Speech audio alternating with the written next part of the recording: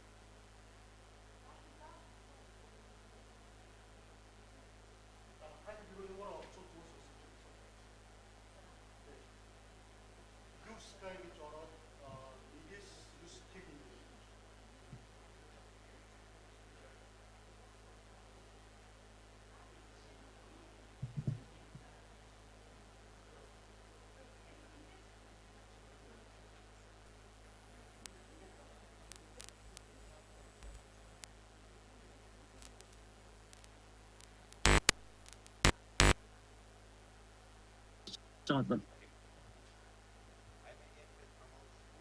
тэгэхээр би бол сургууль бол сая бол маш удаан хугацаагаар бол завсарласан. Яагаад сурагдаад байна юмсан? За тэгэхээр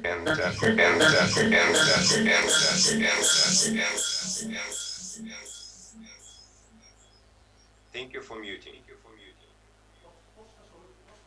So what I'm saying is that also the COVID-19 situation really provided not good opportunities for the schools because of their closure. So it's also adversely impact the enrollment of rural upper secondary. Across the world, we see the growing evidence suggests that a strong foundation of social-emotional skills can not only seize the school success of youth, but can also help improve their labor market outcomes. In Mongolia, to support students' school-to-work transition, career information guidance has been provided to secondary students since 2016 as part of civic education in the 8th and 9th grade.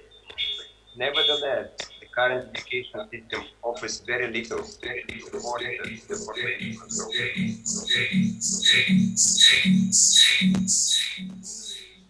Can I ask someone who is not muted, please mute your microphone, because it's very difficult to talk when somebody is talking also in parallel. To address all these gaps that I mentioned, this new project will provide opportunities for youth in disadvantaged rural communities, both in school and out of schools, to gain entrepreneurship and focus social-emotional skills. By offering training and the opportunity to practice what they have learned in the classroom, the project will assist rural youth to improve their school outcomes in preparedness for entry into a labor market, which is dominated a lot in Mongolia by self-employment. Through a school-based, community-driven program, the project will not only strengthen youth confidence and capacity for doing business, but also facilitate better linkages between youth and potential markets and industry. And in doing so, the project aims to empower potential and existing youth entrepreneurs by nurturing the mindset, capabilities, and entrepreneurial success. One important thing is that the success of this project really depends on the collaboration of all stakeholders and partners, ministries, public and private sector, secondary school, lifelong learning center, and most importantly, the community, including rural youth themselves, the beneficiary of this project. I hope this seminar will allow all participants to familiarize themselves with the project and deepen their understanding of what does it mean to develop social-emotional entrepreneurship skills. The seminar will also allow you to discuss how this new set of skills can be adapted and integrated in the context of rural Mongolia. Your voice matters to make the project intervention more meaningful and relevant to the targeted youth. We are counting on your active engagement during this workshop, which will be ultimately contribute to the success of the overall project. So thank you again, all the participants, for joining us at these seminars. Also grateful to our colleagues in the Save the Children Mongolia country program for organizing this event, and wish you great success in this seminar. I'm confident that the results of these seminars will lay a solid foundation for the project implementation and the overall success. Thank you. Bad luck.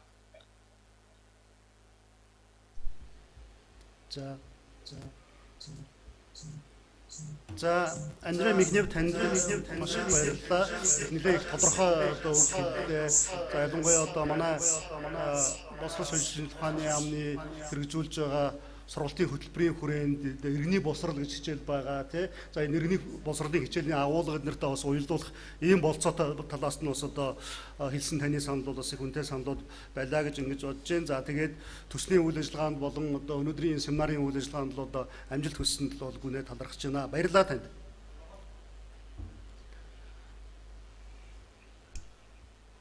Спото хийж.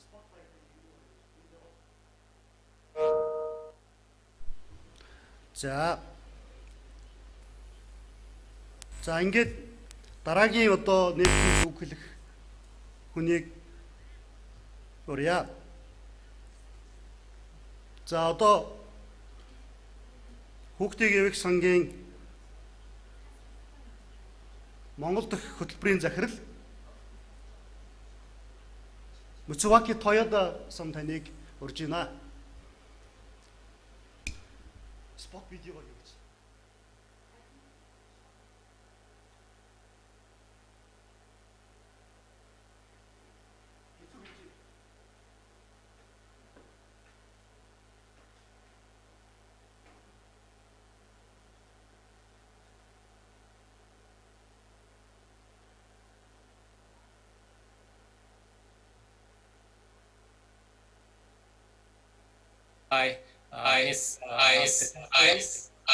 Secretary of Education, Culture, Science, and Sports, as well as Mr. Andrev Mifnev, the country manager of the World Bank. Thank you very much.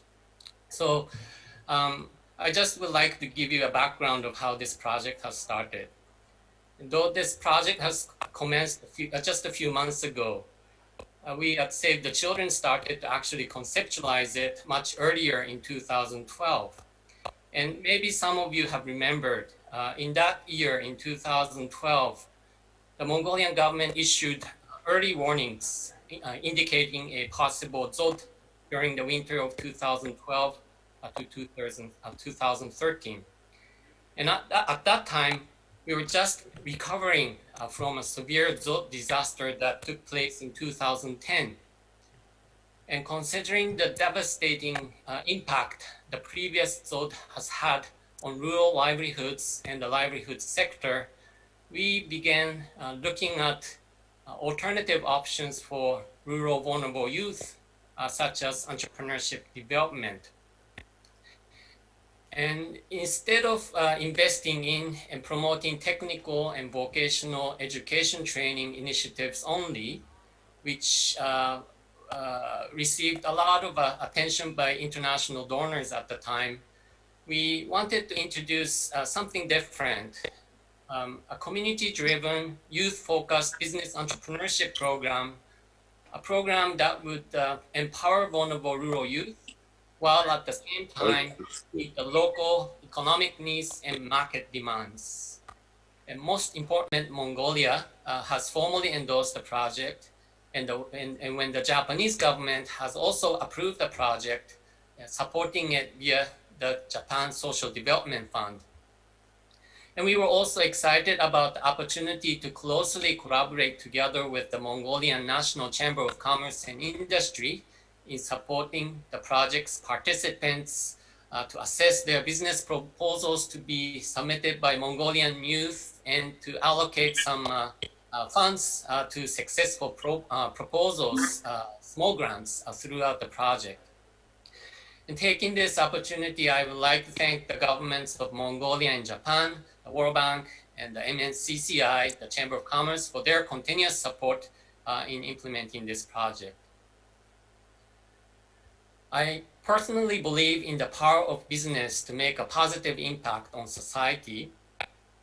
And having spent so many years living and working in Mongolia, I believe in young people in Mongolia and in their ability to become successful entrepreneurs. But for them to emerge as successful entrepreneurs, we must offer them opportunities to develop. And this is the task given to us in this project. And today we are going to hear from our national and international experts. We will learn from them about the global trends and experiences in entrepreneurship-focused social-emotional learning, and consider the ways in which we can adapt this approach in the context of rural Mongolia. And it's my wish that through today's seminar, more people will get excited about what this project can offer to young people in Mongolia, and consecutively become personally involved in setting up the systems to sustainably create a new generation of promising young entrepreneurs in Mongolia. So thank you very much.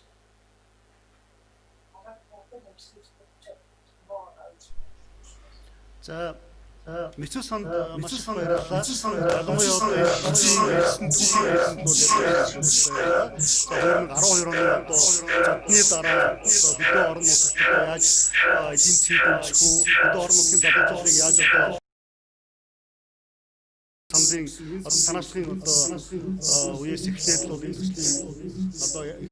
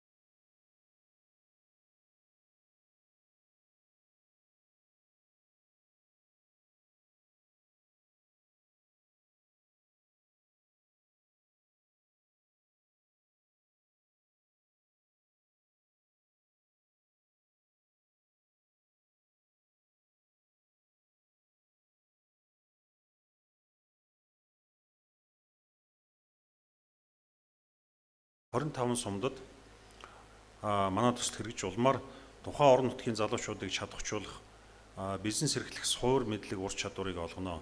Улмаар төсөлд хамрагдсан хүүхэд залуучуудыг тухайн эзэмшсэн бизнесийн мэдлэгээ ашиглан өөрийн орон нутагтаа тохирох жижиг бизнесийг эхлүүлэх боломжийг төсөл олгоно. За та бүхэн маань төслийн дэлгэрэнгүй мэдээлэл болон төслийн гол сэдэв болох хувь хүний ур чадвар энтрепренергшипийн талаарх мэдээллийг өнөөдрийн семинарт илтгэл тавих хүмүүсээс илүү дэлгэрэнгүй мэдээлэл авч суралцах байх гэж ингэж бодож байна. За семинарын төгсгөлд болох асуулт хариулт хилцүүлэх хэсэг та бүхэн идэвхтэй оролцож манай илтгэгчдээс асуулт асууж улмаар өөрийнхөө санал дуу хоолойгоо ингэж хүргээрэй гэж хүсье.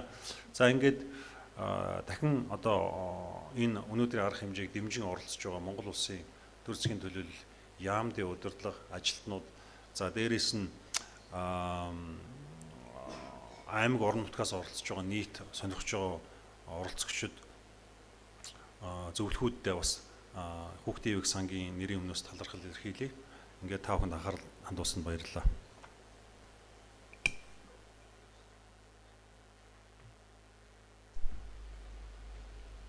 За баялаг дараад маш их баярлалаа.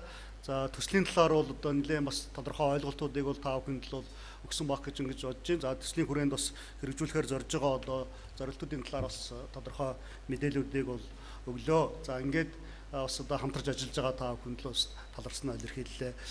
Танд маш их баярлалаа. За семинар маань ингээд онлайнаар явж байгаа болохоор бас зарим нэгэн ийм техникийн асуудлууд бас жижиг сажиг зүйлүүд л гараад байгаад л бид бас хүлцэл өчөж байна.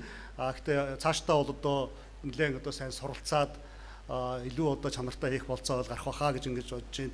За лайв дээр одоо үзэж байгаа хүмүүс маань бас нэлээд сайн сонсогдож байна. Одоо дүрсэд нар бол сайн үзэж байна, харагдж байна гэсэн одоо ийм мессежүүдийг бол бас өгсөн байна.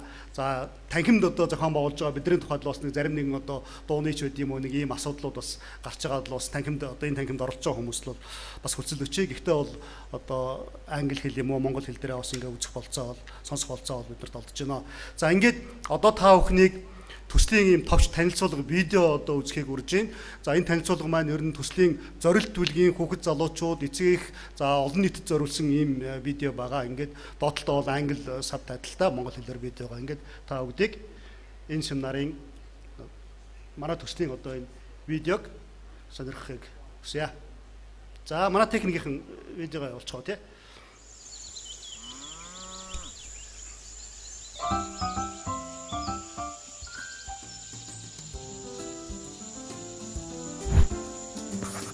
Энэ бол нэгэн буйдхан суманд амьдардаг 3 найз.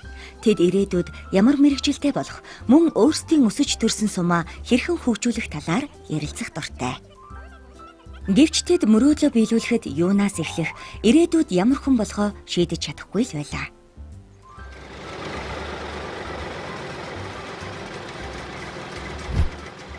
Нэгэн өдөр "Сайн уу найзад аа? Нэрээ манай суманд хувь хүнд байх хэрэгтэй ур чадвар эзэмшүүлж энтрепренергшип боловсрол олгох сургалт явагдах гэж байгаа юм билээ шүү дээ. Манай багш өнөөдөр ийм танилцуулга өглөө. Сургалтанд суусан хүүхдүүд баг болж өрсөлдөөд багаараа санаачилсан бизнес төслийг шалгаруулж бичил санхүүжилт олгох тухай бичсэн байна лээ. Хөөх, ямар гоё юм бэ? Гуруула ярьж үйсэн санаануудаа хэрэгжүүлэх боломж гарч байна. Ур чадвар эзэмшүүлэх сургалтанд сууж баг болж төслөө бичээд уралдаанд нь оролцъё л доо. Ур чадвар эзэмших энтрепренергшип сургалт сонирхолтой сонсогдож байна. Тэгвэл би ч бас энэ сургалтанд заавал явна. Бичил санхүүжилт авсан багийнхныг дэмжиж бизнесийн зөвлөгөө өгч чиглүүлнэ гэсэн байна шүү дээ. За тэгвэл гурвуулаа хурдхан очиж бүртгүүлье. Тэгье. Явцгаая найзуудаа.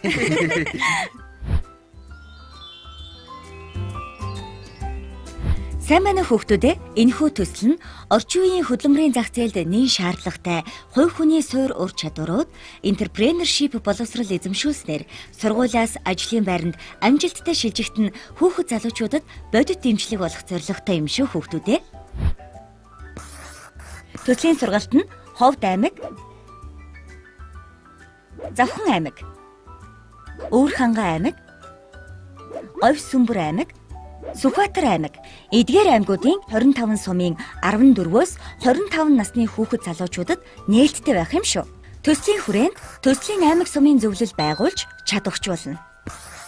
Хувь хүний ур чадвар болон энтрепренергшип боловсрол олгох шинэлэг сургалтын хөтөлбөр боловсруулж, ерөнхий боловсролын сургууль, насан туршийн боловсролын төвд сургалт зохион байгуулна.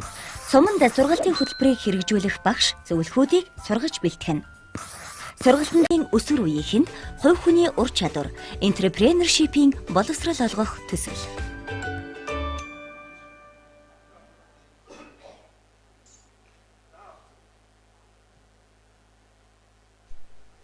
За баярлалаа. Та бүхэнд одоо саяын видеог үзэж сонирхсан байх гэж бодож байна. За англиар ярьдаг улсууд маань доотлохын сабтайтлыг бас уншиж амжсан бахаа гэж ингэж найдаж байна. Монгол хэлээр сонсогдсон бах те.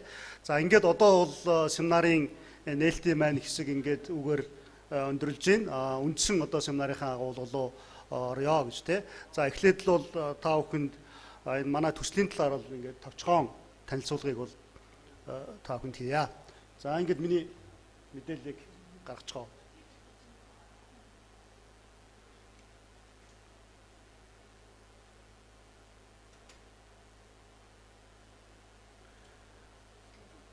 За PowerPoint харуулж байгаа.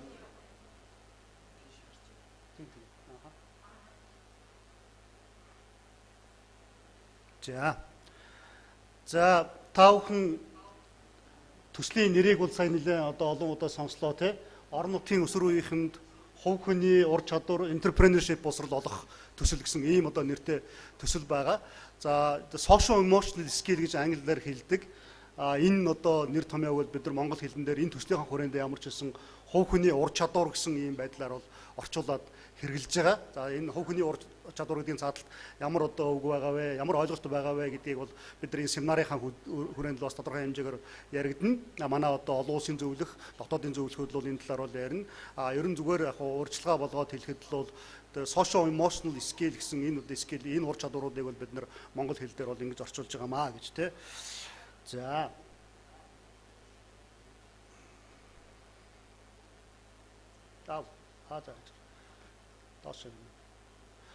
За энэ төсөл маань 2019 оны 11 сарын 15-ны өдөр бол төслийг санхүүжүүлэх гэрээнд гарын үсэг зурснаар бол төслийн үйл ажиллагаа эхэлсэн. За 2023 оны 19-ны 30 хүртэл одоо хэрэгжих ийм 4 жилийн хугацаанд хэрэгжих төсөл байгаа. За төслийн одоо үндсэн үйл ажиллагаанууд маань он гарсны дараа төслийн одоо баг бүрдүүлэх ажлууд бол 20 оны одоо 1 сараас эхэлсэн.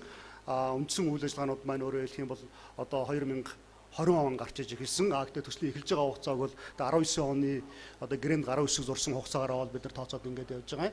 За нийт 2.7 одоо сая Америк долларын одоо ийм төсөл 4 жилийн хугацаанд хэрэгжих төсөл. За санхүүжүүлэгчийн талаар бол та бүхэн сая бол одоо нээлтийн үгэнд үг хэлсэн усууд бол нэлээд тайлбарлаж хэлсэн. За энэ төсөл маань Японы одоо засгийн газрын Японы нийгмийн хөгжлийн сан гэж одоо ийм сан байдаг. Энэ сангаас л санхүүжж байгаа. За энэ сангаас гаргаж байгаа мөнгө маань шууд л одоо хэрэгжүүлж байгаа манайд л ирэхгүй Дэлхийн банкаар дамжиж одоо явж байгаа төсөл. Өөрөөр хэлэх юм бол энэ төсөл маань Дэлхийн банкны менежмент дор тэгээд Японы нийгмийн хөгжлийн сангийн одоо санхүүжилтөд явж байгаа ийм төсөл гэж ингэж ойлгож болно. Өөрөөр хэлэх юм бол төслийн одоо үйл ажиллагааны үндсэн одоо менежментийг бол Дэлхийн менежментийн одоо Дэлхийн банкны менежментийн дагуу хийж байгаа гэж ингэж ойлгож байна. За сая бас нээлттэй үгэнд олон хүн хэлсэн. За Японы хөгжлийн эвэг сангийн Монгол дахь одоо хөтөлбөр бол энэ төслийн одоо үндсэн хэрэгжүүлэгч байгууллага юм аа. Бусад талуудтай хамтраад бол энэ төслийг хэрэгжүүлэх юм аа гэж тэ.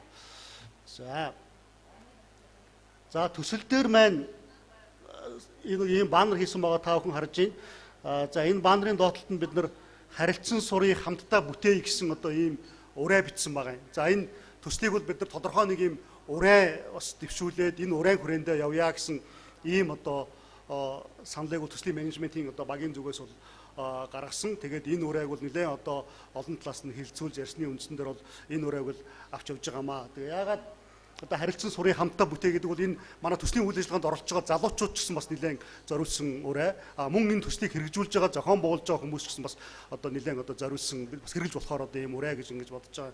Яагаад тэгэхээр бол энэ ерөнхийдөө энэ сургалтын агуулга бидний бий болох гэж байгаа одоо энэ багц эднэр бол нэлээд одоо тийм шинэлэг маягтай. Тэгээ олон улсын туршлага тулгуурлаад одоо Монгол улсад бол нэлээд шинээр бий болох гэсэн ийм зорилготой явж байгаа болохоор бол бид нар бол хамтдаа энэ дээр сураад явъя. Тэгээд тодорхой одоо ийм үр дүнгуудыг бол хамтдаа гаргаад бүтээгээд явъя гэсэн ийм санаа байгаа. Дээрэс нь бас одоо хамтдаа сурах, хамтдаа байх, хамтдаа ажиллах, тэгээд хамтарч одоо бүтээж хийх гэдэг энэ одоо үзэл санаа бол бас одоо бидний хувь хүний ур чадвар гэдэг яриад байгаа. Энэ ур чадвартай бол бас нэлээд одоо бас зөнгөлөх гол ур чадваруудын нэг болоод явж байгаа болохоор иймэрхүү ураа бол дэвшүүлсэн. За энэ урааны хүрээнд л бол энэ төслийг хэрэгжүүлж байгаа гэж ингэж ойлгож байна.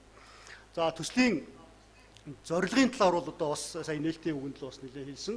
За ерөн зүгээр олон улсын туршлага эдрээс харахад бол ийм одоо энтрепренер суурилсан хувь хүний ур чадварын ийм сургалтын агуулга хөтөлбөрүүд бий болгоод явхаар бол сурлагын амжилтыг дэмжихэд те өөр одоо чиглэлээр ч гэсэн те ер нь бол хүүхдүүдийн академик одоо сурлагын амжилтыг дэмжихэд бол нэлээд үр дүнтэй байгаа нь бол харагдсан байдаг. За энэ чиглэлээр бол бас олон ийм судалгааны одоо материалууд эдгээр бол гарцсан одоо байдаг. Тэгэхээр бол бидний зорилго бол бас одоо энэ хүүхдүүдийн сурлагын амжилтыг сайжруулна гэж байгаа. Яагаад сурлагын амжилтыг сайжруулна гэсэн ийм зорилго байгаа гэхээр бидний зорилт төлгийн хүүхдүүд маань ер нь сумын хүүхдүүд байгаа шүү дээ. Манай төсөл мөн суманд хэрэгжиж байгаа гэсэн үг те. Суманд хэрэгжиж байгаа. Тэгээд зорилт төлгийнхэн маань одоо сумандаа байгаа. За магадгүй одоо сургуулаа төгсөөд дараагийн шатны сургуульдоо явахгүй байх магадaltaй, явдаггүй одоо үлдсэн байгаа. Тэгэхээр зарим талаар бол одоо жоохон сурлагаар хоцрогдож байгаа ч байдаг юм уу те. Ийм хүүхдүүд байгаа. Тэгэхээр энэ хүүхдүүдтэй бол арай өөр одоо хөтөлбөрөөр ажиллаж үзээ. Тэгээд тэр хүүхдүүдийн ерөнхийдөө одоо тэр сурлагын амжилтуудыг сайжруулна гэсэн ийм зорилт байгаа. Дээрэс нь бол бид бүхэн бүгдээрээ мэдж байгаа. За суманд байж байгаа хүүхдүүд бол хэрвээ ингээд сумандаа үлдсэн дараагийн шатны сургуульд яваагүй байх юм бол тэгээд нэг тодорхой ажил төрөл өдр байдаггүй. Тэгээд нэг сумандаа байж идэг те. Сумынх нь одоо нэг нийгмийн эдийн засгийн нөхцөл онцлогч байж гин, бизнесийнх нь одоо цар хүрээж байж гин. Тэр нь бол дахиад шинээр ажлын байр одоо ингээд тогтвортой бас гараад байдаггүй те. Тэгэхээр бол нэг тодорхой ийм ажил өдр хийх болцоо эдгээр бол багтаа ингээд үлдчихдэг. Тэгвэл энэ хүүхдүүдийг бол ирээдүйнх нь ажил хөдөлмөрт нь бэлтгэнэ гэсэн ийм зорилгыг бол энэ төслийн хүрээнд бас тавьж байгаамаа.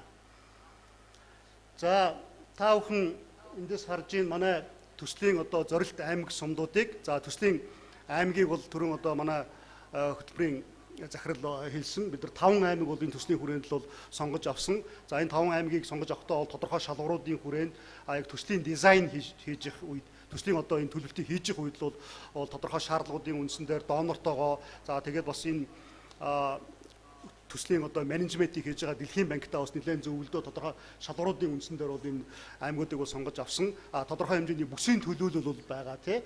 За та бүхэн харж байгаа баруун талаас бол Ховд аймаг байж гин, Захун аймаг байж байгаа. За Үүрхангай аймаг, за Говь Сүмбэр аймаг, Сүхбаатар аймаг гэдэг энэ 5 аймаг бол энэ төслийн аймгаар сонгогдсон. За тэгээд ардталт нь одоо хаалтанд хийсэн тоонуудыг та бүхэн харж байна. Энэ бол тухайн аймагудаас сонгогдсон сумдууд юм байна. Тухайлбал одоо Ховд аймагаас гэтэл бол 6 сум сонгосон. За доотлолт нь та бүхэн харж байгаа энэ сумыг одоо сонгохдоо ямар шалгууруудыг илүү барьсан юм бэ гэж те. Бид нар нэгэнт одоо энэ төслийн зорилт бүлгийн хүүхдүүд маань 14-өөс 25 насны хүүхд залуучууд байгаа. Тэгэхээр бол сургуульд сурдаг хүүхдүүд байгаа, мөн одоо сургуулийн гадна байгаа хүүхдүүд байгаа тий. Сургуульд сурдаг хүүхдүүд 14-өөс дээш нас гэхээр бол нэг 8-аас 12 дугаар ангийн хүүхдүүд байгаа. Тэгэхээр бол тухайн одоо сумын сургуулиудыг бол заавал нөтгө 12 жилийн сургуультай бүрэн дүнд босрлын ийм сургууль байна гэсэн энэ шаардлагуудыг бас тавьсан. За тэгээд мэдээж одоо тухайн сумын нийгмийн эдийн засгийн байдал, ажилгүйдэл, залуучуудын хөдөлмөр эрхлэлт энэ асуудлуудыг бас нэлээд харсан. Мөн одоо дүүцэн хөтөлбөрийн сургалтанд хамрагдчдын тоо өөрөөр хэлбэл сургууль завсарчсан хүүхдүүдийнх нь тоо өдөр тус тулгуурласан байдлаар энэ аймагуудыг сонгосон. За ингээд төслийн хугацаанд бол энэ сонгогдсон төслийн 5 аймгийн 25 сумын нийт 6000 хүүхдүүд бол одоо шинээр боловсруулах гэж байгаа бидний энтрепренер суурилсан хувь хүний ур чадварын сургалтын энэ агуулгыг бол хүргэнэ гэсэн ийм зорилгыг бол тавьсан байгаа. Тэгээд 25 сум за бидний яг сургалтын үндсэн үйл ажиллагаа явах хугацаа бол 3 жилд нэргээ бодохоор 6000 гэдэг бол бас нэлээд одоо бас одоо том зорилт гэж хэлж болно. Тэгэхээр бол ялангуяа одоо орон нутгийнхан маань манай орон нутгийнхан одоо бас үзээд оролцож байгаа сумдынхан маань бас одоо лайваар үзээд оролцож байгаа. Энэ зорилтыг хангахын тулд бас тал талдаа бас нэлээд идэвхтэй ажиллах хэрэгтэй. Гэхдээ энэ одоо төсөлт хүүхдүүдэд хамруулахын тулд бол одоо юу гэдэг чи одоо манай зорилт төлгийн хүүхд байна төсөлтөд хамар гэсэн байдлаар биш те нэлээ өөрсдийнх нь оролцоон тулгуурсан байдлаар явах хэрэгтэй. Тэр хүүхдүүд өөрсдөө хүсэл сонирхлоо илэрхийлсэн байх хэрэгтэй. Эцэг эхчүүд нь ч гэсэн одоо энэ үйл ажиллагаанд бол оролцохыг бол дэмжсэн зөвшөөрсөн одоо ийм байх хэрэгтэй маа гэж.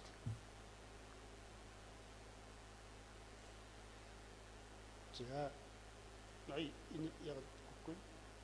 Слайд мөн яг үгүй. За. Бүр айгу хол явчих.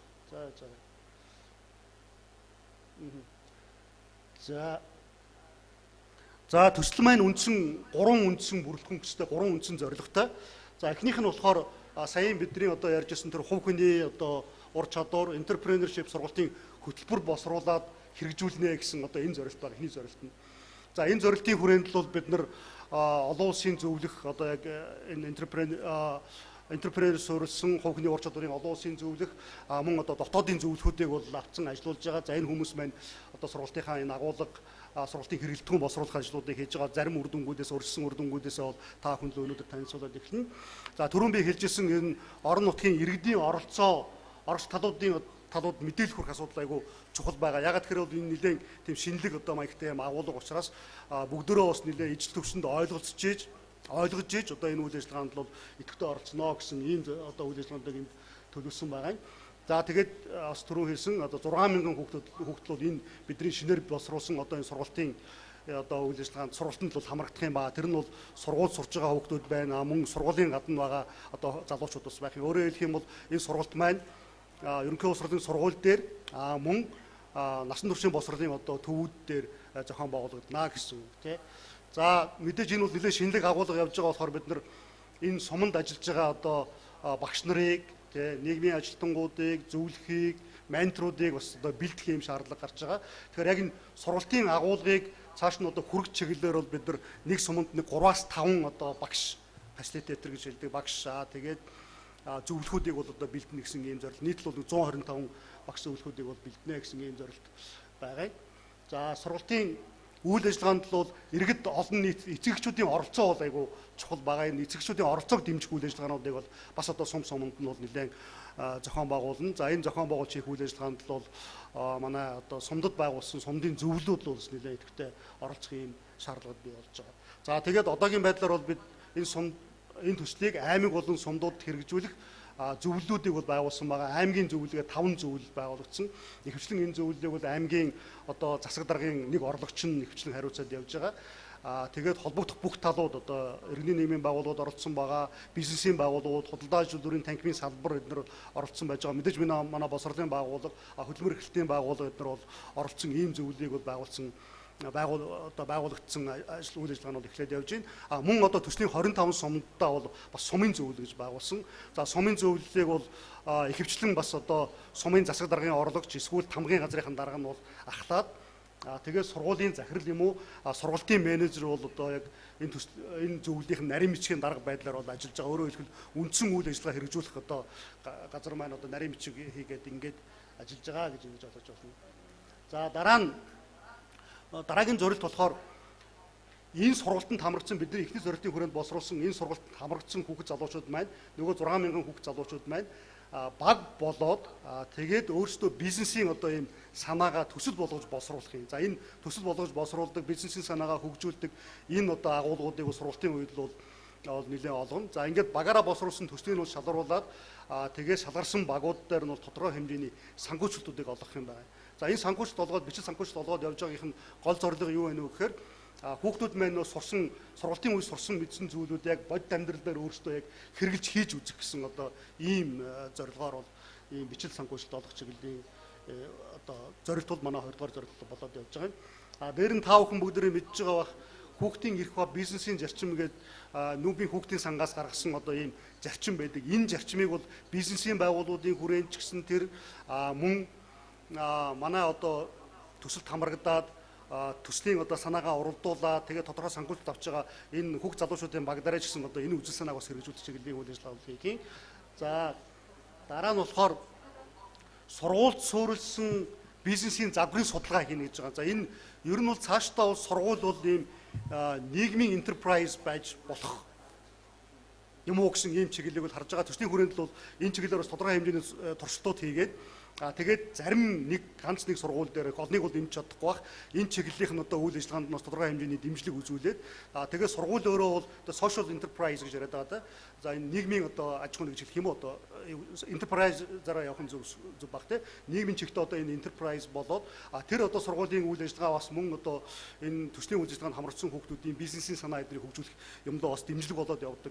Ийм зүйлүүдийг бас төслийн хүрээндээ бас туршиж хийж үзэх юм аа гэж ингэж бодож байгаа.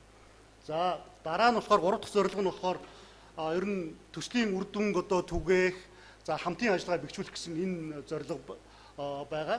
За энэ зорилгын хүрээнд л бол төслийн зүгээс одоо нэлээд тийм нэгэнт бидний туршилтын үйл ажиллагаа, туршилтын төсөлтэй. Тэгэхээр одоо хяналт үнэлгээ бол нэлээд тогтмол байдлаар хийгдэнэ гэж байгаа. За хүүхдүүдийн дунд одоо бий болсон сайн туршлага эднэрийг бол харилцан түгээх, одоо сурталчлах тийм ийм үйл ажиллагаануудыг бол нэлээд хийн. За тэгээ орогч талуудын үйл ажиллагааг бас одоо энэ дээр нэлээд уялдуулах, зангидах тэгээд хамтын үйл ажиллагааны одоо энэ талбаруудыг бий болгох чиглэлийн үйл ажиллагааг бол бид нар энэ 3 дахь зорилтын хүрээндээ нэлээд авч үзэх юм аа. За тэгээд мэдээж төслийн төгсгөлд бол төслийн одоо туршлага сайн үр дүн түгээх чиглэлийн үйл ажиллагаа бол хийнэ гэж ингэж төлөвлөсөн байна.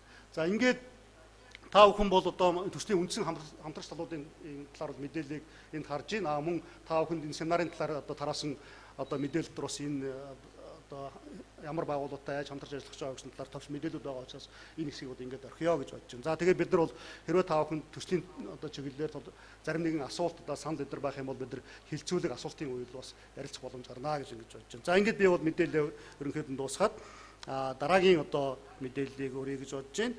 За дараагийн мэдээлэл маань манай төслийн олон улсын одоо зөвлөх байгаа. Энтрепренергшип суурилсан хувь хүний ур чадварын одоо суралцсан чиглэлийн одоо ийм зөвлөх Барбара Примен гэдэг одоо Америкээс одоо бас зүүмээр зайнаас холбогдоод та бүхэнд л мэдээлэл хүргэж байна. За ингээд Барбара бэлэн байгаа гэж бодож байна. За Барбара та мэдээлээ их үү гэж.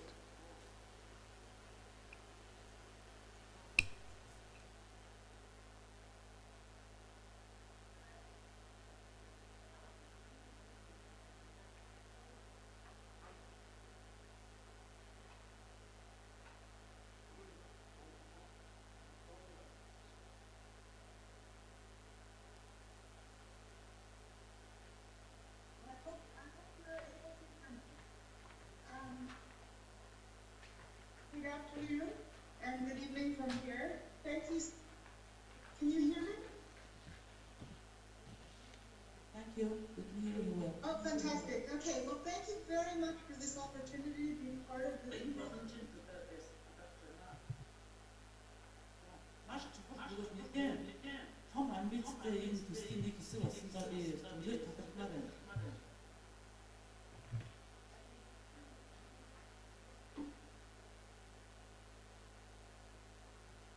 За танарын хуваалцаж байгаа нэг зүйл бол юу вэ гэхээр ятгаараа бид нар дээр энэ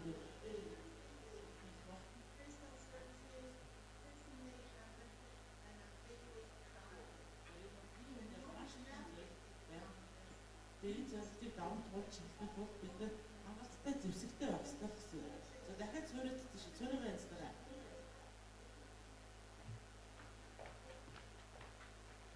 За тэгээд ерөнхийдөө бид нар маш сайн чанартай юм хүртээд байгаа. Тэгжиж өөрсөд гаргана.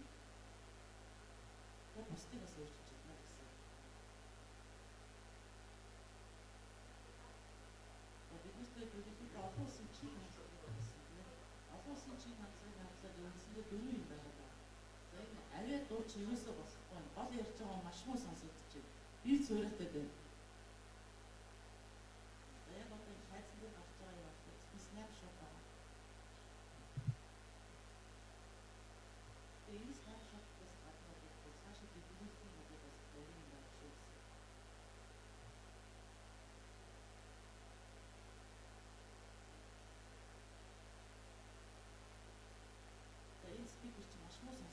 Би чинээс чанарсан гэсэн сонсохгүй байна.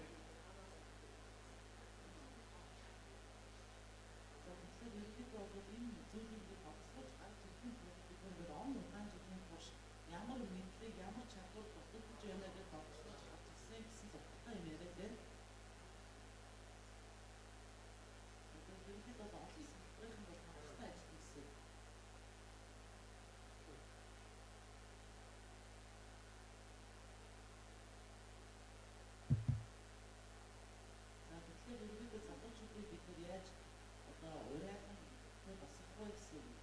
Илүүтэй орц цагийн бензийг олгож штэ. Yes, надад арай дээр болж ах чинь. Би дахиад суурайтаж орж ирээд байна. Наад Барбарагаа чангалах хэрэгтэй байна. За ерөнхийдөө бол бид нэр хамгийн тийм эмзэг бүлэг рүү хандж байгаа.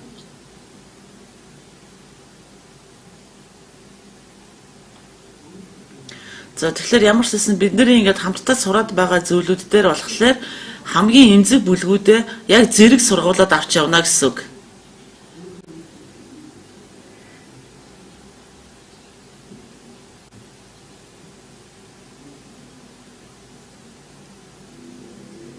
Скрин дээр чинь зөвхөн ихний хуудас л байгаад байна өө.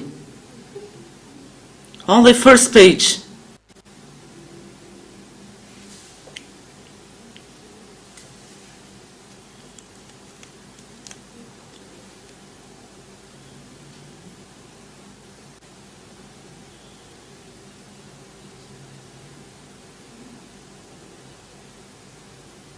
Right.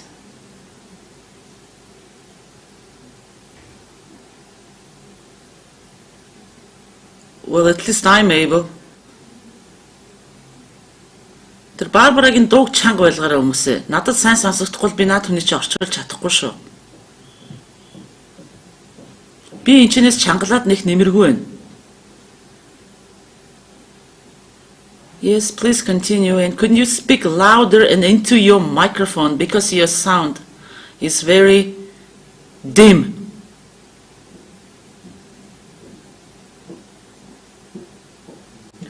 За Барбарагийн микрофон цаашаа яваад байна шүү. За тэгэхээр ерөнхийдөө бол энэ хувь хүний чадвар бол сүүлийн үед одоо маш их гарч ирж байгаа чиг хандлага. Yes, hello.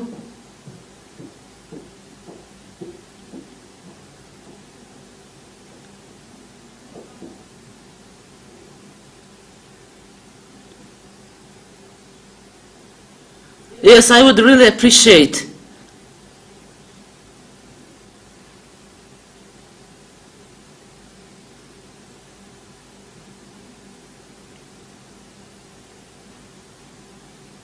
Yes, now I can hear you better.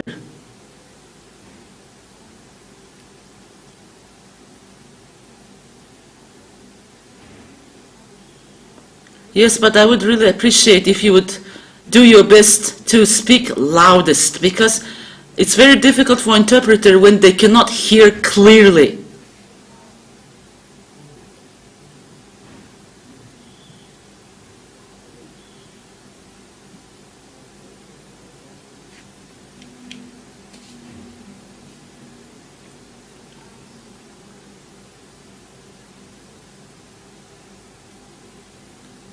Hello, please go ahead.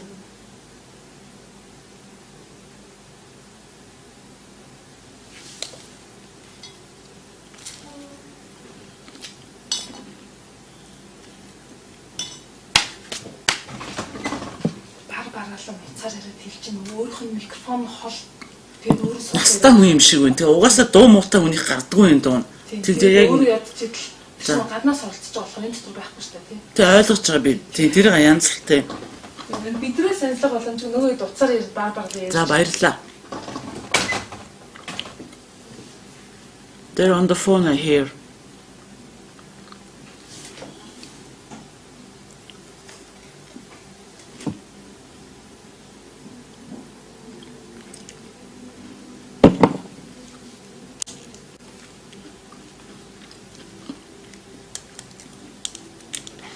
So, but definitely better.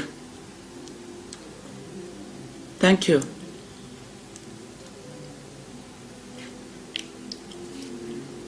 За энэ тайзан дээр байгаа гол санаа юу гэхээр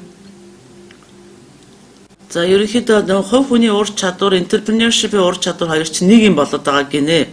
За энэ хүн надад угийн муу сонсогдож байгаа учраас би жоохон товчхон орчуулад явъя. Надад сонсогдохгүй байна. За тэгэхээр амжилттай байхын тулд энэ бүх ур чадвараа нэгтгэх гээл ярьчлаа. Монгол хэл дээр уншаад ойлгочихгүй тийм. Ер нь үндсэндээ 3 төвшөнд байх хэрэгтэй гэнэ хамт ажиллаа. Наад слайд чи өөрчлөгдөхгүй 30 слайд яваад байна. Өөрчлөлөө. За ерөнхийдөө бол mindset буюу сэтгэлийн өөрчлөлттэй байх хэрэгтэй. surrounding that is the learning cycle or the experience itself of the student. So how are they going to move through this learning experience? Mute дээр тавьж амжихгүй байна гинэ. Та нар өөрснөө амар их алдаа гаргаж How are байна. the teachers, mentors, and Тэгээд ерөнхийдөө facilitators багш нар болон going to менторууд work with the болон students? And how is энийг чинь the mute curriculum болгож going to be амжаагүйхаа дараагийн бөөн техникаас So in the short time that I have with you, надад I бодон will цаг орж байгаа учраас just really fly through a few of these ideas. And since За I'm so зөвхөн цөөхөн difficult хідэн to hear, I'm замд glad to хэлчихье. have a copy of the PowerPoint. За та нар та PowerPoint нь монгол хэлээр очсон байгаа юу те? So the За тэгвэл ямар ч байсан PowerPoint-ын сайн хараад ойлгоод явчих гинэ. За нэг үндсэн одоо энэ л орцсон уу? Энэ цөм суралцж байгаа цөм гэж юм байна. So that we are actually acting on the knowledge, the foundational information. За тэгэхээр ерөнхийдөө бол бид нар нэг тийм үндсэн суур юмн дээр одоо энийг тавьж босгож байгаа гэсэн энэ чинь өөрчлөгдөхгүй байна. Энэ лүү явчихад байна баг. За тэгэхээр ерөнхийдөө үр дүнтэй байхын тулд бол бид нар дадал туршлах хэрэгтэй.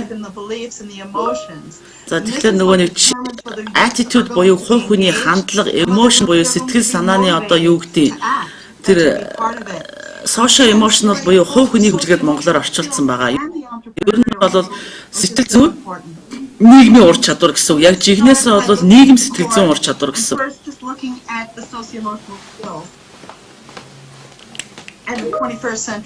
За ерөнхийдөө 21-р зуунд хэрэгтэй чадвар чинь энэ нийгэм сэтгэл зүйн энтрепренершипийг нэгдсэн ур чадвараа гэж хэлээд байна. За энэ бүх зүйлүүд нь emerge буюу ингээд хоорондоо нэгдчихэж байгаа гинэ. Энд нар ингээд тусдаа хараа энтрепренершип болон social emotional 21-р зууны ур чадвар тэгээд social entrepreneurship одоо инновац чинь дөрвөлээ тусдаа зүйл хэрнээ ингээд яг нийлээд нэг болох гээд байна гэж чинь. Тэгээд нэг болсноор олоор entrepreneurship дээр суурилсан нэг эдийн засгийн буюу хувь нийгэм сэтгэл зүй буюу хувь хүний суралцах болж байгаа юм байна. За тэгмээ яг үндсэн 6 ур чадвар юу вэ гэдгийг харж байна. За энэ ур чадваруудаа хэдүүлээ яг газар дээр буулгахлаар яг ямар утга учиртай болох юм бэ? За үндсэндээ 5 тодорхойлолт байх ёстой. Энэ ямар учиртай вэ гэдгийг. За би зөвхөн creativity буюу бүтээлч сэтгэлгээг нь яриа явуулчих. Гэхдээ ерөнхийдөө ямар төвшөнд бид нар энийг ойлгож цаана одоо ямар гүн гүнзгий юм байгаа вэ гэдгийг ухаарах хэрэгтэй. За бүтээлч сэтгэлгээг болохоор бид нар яг одоо хэрэгжүүлж газар дээр буулгахын тулд ерөнхийдөө бол бүх ID-нуудаа буюу одоо те оюун санаандаа бүр шуурга урсуулах хэрэгтэй гэсэн. Орж ирж байгаа бүх санаануудаа зүгээр дуугаа урсгаж гаргаа гэж байна. Тэгэхээр сурагч нар юу хийх ёстой вэ гэхээр боломжуудыг хараад шууд таньдаг байх ёстой. Ерөнхийдөө ангаагаа суугаад байх биш боломжийг хараад шууд шүүрэг авал гэж монголоор бол хэлээд байна. За уучлаарай энэ дээр 1 секунд зарцуулаад тах юм.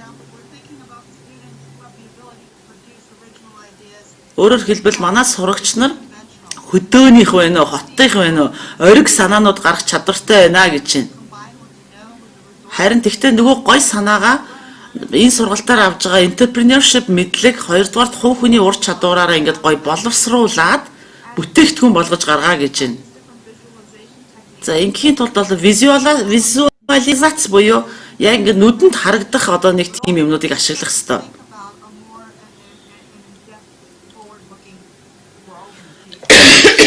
За ингийн тулд шүү дээ. Ерөнхийдөө дэлхийн чиг хандлага юу байгаа вэ гэдгийг бүгдээрээ сайхан анзаараад аюу сахилга баттай гэрийн даалгавраа хийгээд аюу сайн мэдлэгтэй болоод боловсроотгоол гэж яриад байна. За тэгээд энэ нөгөө нэг гоё ID-нуудаа туршиж үзэх буюу эксперимент хийх хэрэгтэй. За энэ багийн ажиллагаа байх хэрэгтэй. За багийн ажил гэдэг нь бол нөгөө 21-р зууны ойлголт байгаа шүү манайхаа анзаараарай.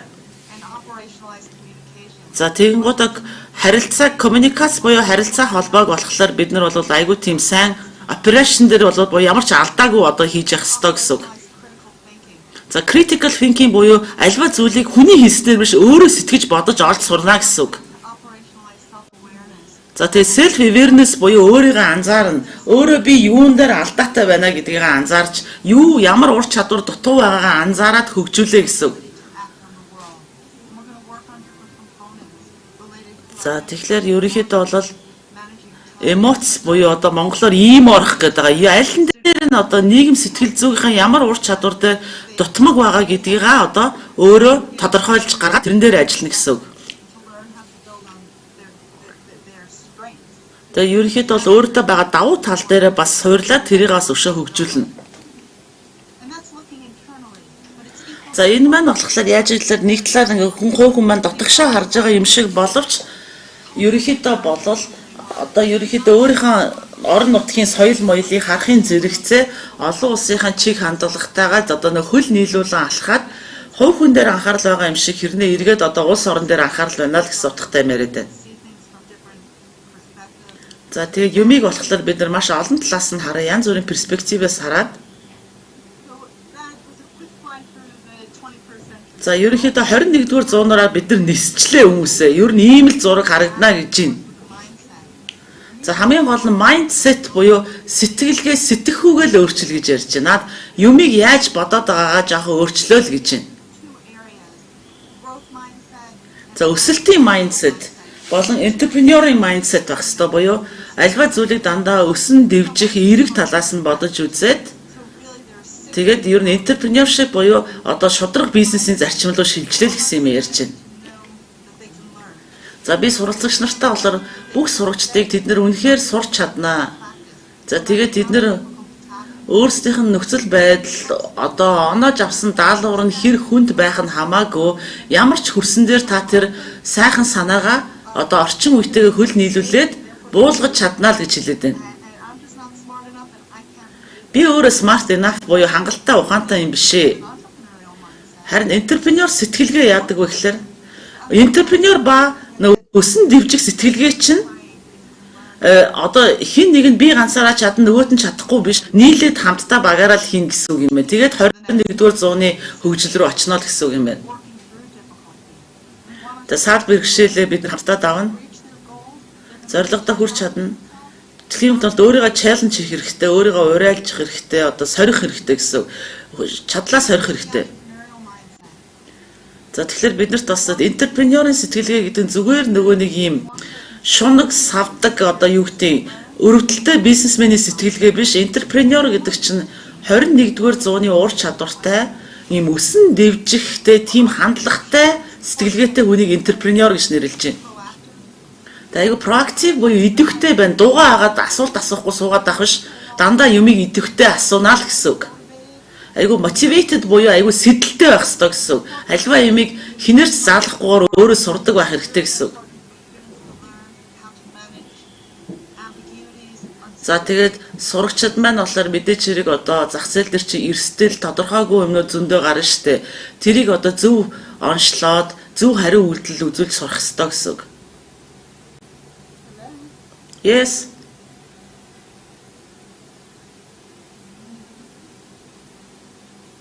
Yes, Barbara, we are hearing you. Okay, I just got a phone call from Ruler, so I thought there was a problem. But the slides might, you might need to check and see whether we are looking at the right slide page. Right now, I am on a slide that says the ESL course integrated and interconnected. If I'm correct, we are still on page 3. I don't know how to tell you anything else. But we can hear you very well. So we are following you verbally. It's okay. Do you have a copy of the presentation?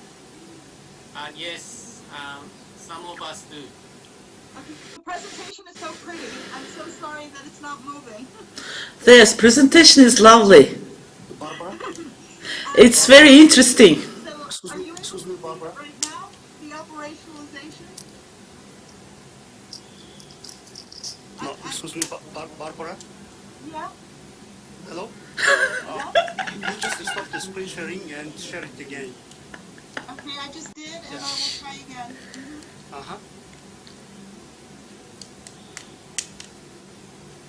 Can you see it now? Yes. Yes. Yes, good. Yeah, go ahead. Yeah. I'm on operational. I just randomly. I'm on operational critical thinking. За одоо болохоор нөгөө нэг Go ahead. Thank you, Barbara. одоо нөгөө бүтээлч сэтгэлгээгээ болон юмыг одоо нөгөө нэг critical thinking одоо юу гэж орчуулж байгаа. альва зүйлийг тунгаан бодох чадвар гэж хэлчихье. Та нар өөрснөө презентацаас зөв үгийг харчаарай би. Олохгүй байна одоохондоо. Тэр сэтгэлгээг ажилуул гэж хэлж байна. Ярианы үгээр ярил.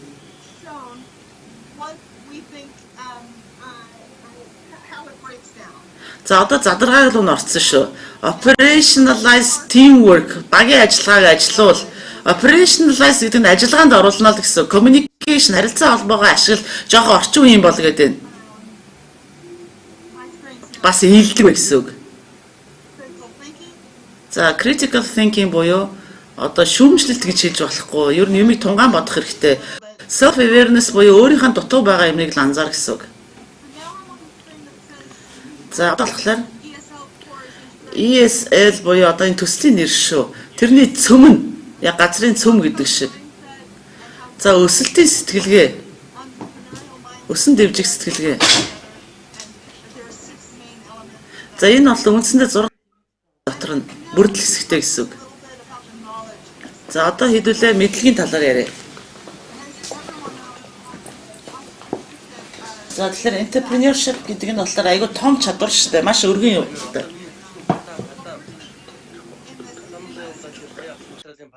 Та нар өөрснөө юу яаж байгаа байхгүй?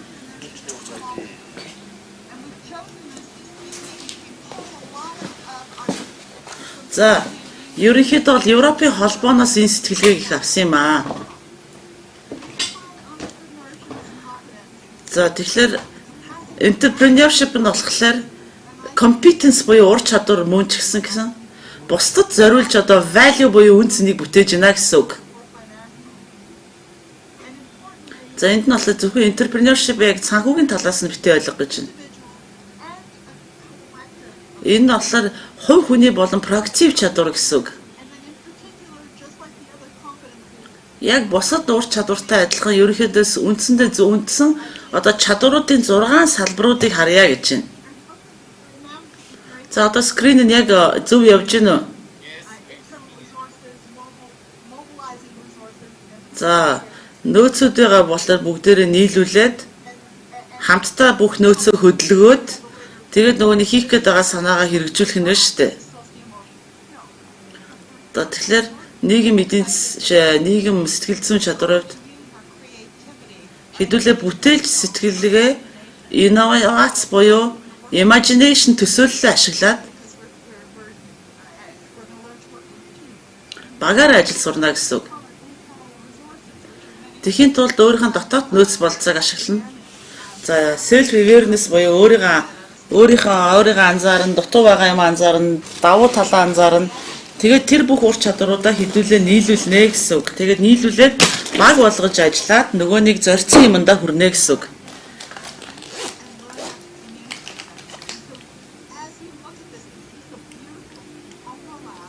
За тэгэхээр энэ болохоор айгүй гоё overlap буюу айгүй гоё давхцал болчиход байна нийлээд.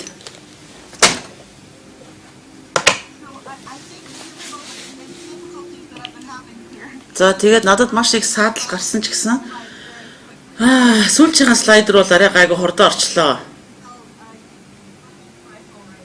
За энд болохоор залуучуудын суралцахуйн цикл гэж байгаа.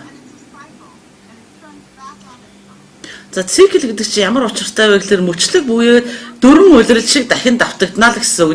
Нэг циклээ явж дуусчаад дараагийн цикл гэсэн үг.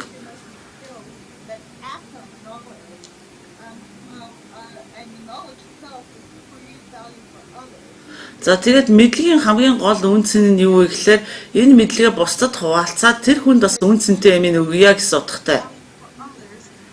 Бусдад бид нар үнцэнтэй зүйл бий болгохын тулд бид нар өөрийнхөө дотор үнцнийг бий болгох ёстой. Энэ нь болохоор маш чухал байгаа юм. За тэгэхээр энэ мөчлөг дээр болохоор заавал үйлдэл хийх хэрэгтэй яриа суугаад байх биш. Үйлдэл хийснийхаа дараа тунгааж бодоод үр дүнгээ бодоод инновашн буюу алсын хараалгаа явна. Тэрснийхаа дараа хараагаа гаргачаад дахиад эксперимент буюу туршиж үзнэ гэсэн үг. Төлөвлөгөөгөө гаргаад алхмаа ийн гэсэн үг. За тэгэхээр энэ болохоор яг ингээд дөрвөн улирал шиг давтчихдаг мөчлөгөө гэсэн үг. За тэгээд товчхондоо хэлэхэд нь суралцах арга барилаа хэдүүлээ ямар байлах вэ гэхээр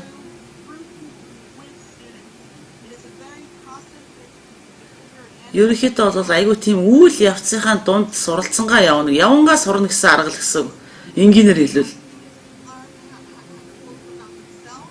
Сурагчид маань өөрийгөө олно. Энэ суралцах явцдаа би ч нэрээ ямар хүн блэ? Яасан блэ гэдгээ сураад тэгснээрээ анги танхимд суугаад номын дуу сонсно. Тэгээд дараа нь зорилготой хүрнэ. За тэгэхээр эдгээр чинь болохоор айгүй тийм нарийн ойлголт болчихж байгаа. Гэхдээ энийг одоо тий ерөнхийдөө яг зохих арга барилаар ингээд маш сайн чанартай зааж өгч чадах юм бол энэ амаргүй 3 юм гэж юу яриад байна. Нөгөө хувь хүний чи яриад байна. Тэгээ нөгөө нэг суралцж байгаа тэр номын дуугийн чи яриад байна. 3 дугаарт нь зорилгыг чи яриад байна. Энэ гурвыг чи ойртуулахын тулд ингээд хамтдаа бид нэр энэ хөтөлбөр төслөөр дамжуулаад ажиллая л гэж хэлээд байна. Угаасаа яг ингэж ажиллаж ижил одоо энэ том зорилго төрнө л гэж байна. За тэгээд би өөрийнхөө 15 минутыг хуваалцлаа. За техникийн бүх саатлын төлөө танаас хүлцэл өчьё. За энэ боломжийг надад олгосон явдалд бас баярлалаа.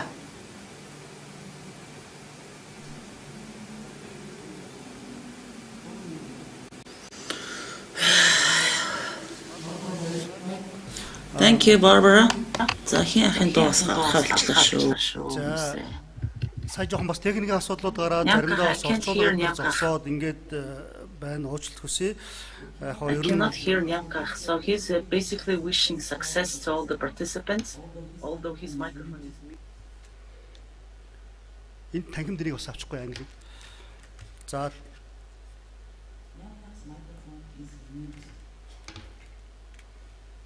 байна.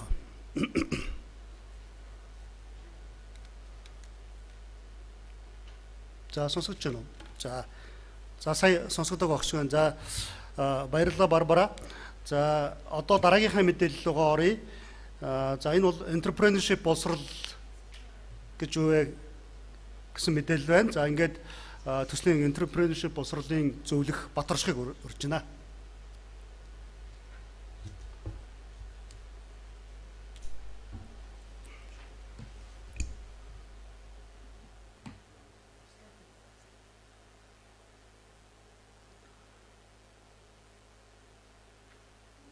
За сайн байцгаана уу? Намайг Баторш гэдэг. Би энэ хүү төсөлд энтрепренершип боловсролын зөвлөхөөр ажиллаж байгаа. За оюун төрөнд Дэлхийн банк болоод Японы засгийн газарт маш их талархж байна. Энэ чухал төслийг одоо санхүүжүүлж Монгол улсад хэрэгжүүлэх бас маш баяртай байна. Ерөнхийдөө энэ энтрепренер чиглэлээр ажиллаж байгаа маш олон зөвлөхүүд, сургууль багш нар бол яг үүнийг боловсролын системд одоо яаж оруулах уу гэдэг тал дээр маш олон жил бол одоо толгой өвдөж явсан. Тэгээд энэ сайхан боломжийг бас Монгол улсад хэрэгжүүлэх гээд ингээд ажиллаж байгаа мөн Японы хүүхдийн сангийнх нь маш талархж байна. За ерөнхийдөө бол би энэ төсөл дээр бол тодорхой хэдэн ажлуудыг бол гүйцэтгэх байгаа. Богино хугацааны зөвлөхөөр ажиллаж байна. За юун төрөнд бол одоо манай боловсролын багийнхны гол ажиллаж байгаа энэ хөтөлбөр боловсрол, сургалтын материал боловсруулах ажилд бол яг энтрепренершипийн ойлголтыг бол оруулах, үүн дээр бол хөтөлбөрийн багийнхантайгаа туслалж дэмжиж бол хамтарч ажиллах юм бол ажлыг гүйцэтгэх нь. Дээрээс нь бол түрүүн ярьсан нөгөө ментор зөвлөхүүд гэдэг орон нутагт бол ментор зөвлөхүүдийг бий болох үүний гарын агуулгыг боловсруулахад бол боловсруулна. Түүнчлэн одоо бичил санхүүжилтийн гарын агуулгыг бол одоо монгол хэл дээр болгож орчуулахад бол ажилланаа. За тэгээд энтрепренершип гэж хэм бэ гэж одоо энэ энтрепренер гэж хэм бэ? Энтрепренершип гэж ямар одоо үйл явц одоо юу вэ гэдгийг бол сая манай Барбара маань ерөнхийдөө бас товч тайлбарлаа. Гэхдээ миний хувьд бас монгол хэл дээр илүү бас нэг тайлбарлажээ. Ахаад нэг. Ер нь бол энтрепренер гэдэг үг маань өөрөө бол ерөнхийдөө Франц үг явж байгаа. Яг англи хэлэнд бол яг энэ Франц хэлнээс бол ороод ирсэн. Бүр цаад галгийг ярих юм бол латин гаралтай ийм үг явж байгаа. Тэгээд entre гэдэг нь бол орох гэдэг утгатай тийм үг явж байна. Pre гэдэг нь бол аливаа зүйлийн эхэнд байх, төрүүлж одоо нөгөө pre гэдэг үг явдаг шүү дээ, тийм pre гэдэг тийм урд нь гэсэн утгатай. Тэгээд preneur гэдэг маань өөрөө болохоор авах гэдэг ийм утгатай. Тэгээд ийм гурван үгнээс бүрдсэн өөрөөр хэлбэл төрүүлж ороод авах гэдэг ийм утгатай ийм одоо Франц үг явж байгаамаа. Тэгээд энэ үгний үгийг бол ерөнхийдөө 1860-аад оны үед бол Францд бол нэлийн өргөн хэрэгжилж байсан. Гэхдээ тухайн үед бол бизнесийн салбарт биш харин өөр салбарт бол үүнийг бол хэрэгжилж байсан. Харин бизнесийн салбарт бол дэлхийн 2 дугаар дайны дараахнаас бол нэлийн хүчтэй энэ үг бол орж ирсэн. Манай Монгол улсын хувьд бол 1990-ад онд бид нэр эдийн засаг маань зах зээлийн эдийн засагт шилжсэнээр бол ерөнхийдөө энтерпренeur сэтгэлгээ хүссэн хүсээгүй хөгжих юм боломж бол биднэрт бол бий болсон байгаа. Харин 2000-ад оны үеэс эхлээд Монголын академик судалгаанууд болоод одоо төрийн бодлогот бол яг энтрепренершип гэдэг нэр томьёо бас нэлээд орж ирсэн ийм түүхтэй явж байгаа. За тэгээд энтрепренeur хүмүүс ямар одоо үүрэгтэй байд. Энтрепренершип маань өөрөө улс оронд бол ямар гол хувь нэмрийг оруулах юм бэ гэдгийг бол энэ зураглаас бол харж болно. Ерөөсөө энтрепренершип бол эцсийн дүндээ бол амьдралын чанарыг дээшлүүлэхийн төлөө үүгээрээ бид нар одоо иргэн тойрон байгаа энэ иргэдийн оролцоо, орлого хуримтлал, дээрээс нь ажлын байр нэмэгдүүлэх, мэдлэг, инновац гэдэг энэ бүгдийг бол хөгжүүлэхийн төлөө явдаг. Тэгээ явсаар байгаад ерөөсөө энэ эерэг хандлага, соёл гэдэг энэ зүйлэр бол хүрэгдэг ийм зүйл байгаа.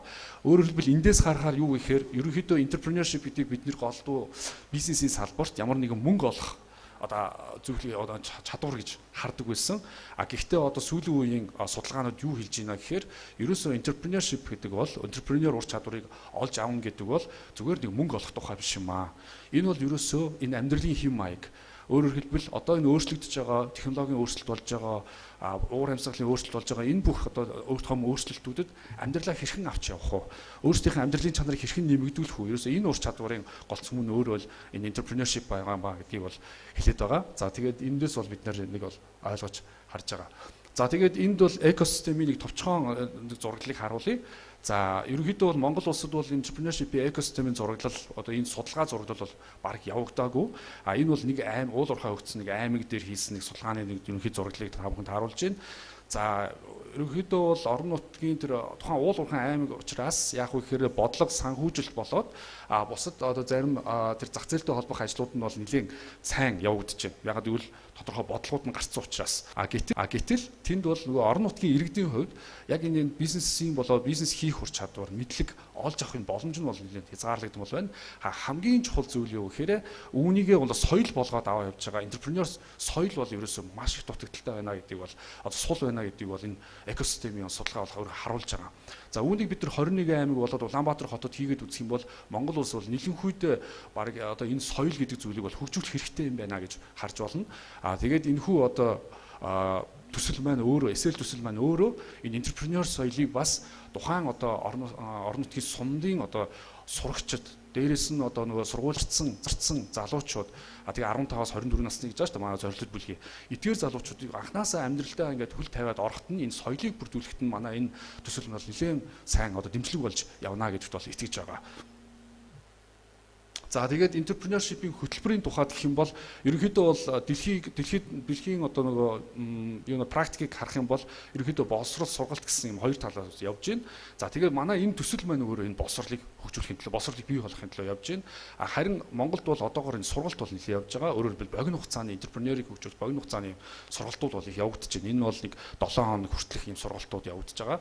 За одоогоор бол ямар сургалтууд гэхээр яг одоо яг энтрепренер болчихсон одоо хүмүүст зориулсан яамдас юм зохион байгуулалттай сургалтууд явуулж байна. Төрийн бас байгууллагуудаас гарааны бизнесүүдийг дэмжихээр мөн одоо тийм нөгөө сайн дурын болоод хамтын офисууд бол нэлээд энэ чиглэлийн бол хөтөлбөрүүд өөрсдөө боловсруулад олон улсын хөтөлбөрүүдийг авчираад хийж байна. Гэхдээ энэ сургалт маань ерөөсөө боловсролын одоо хөтөлбөр гэдэг түвшинд бол огт биш байгаа даа.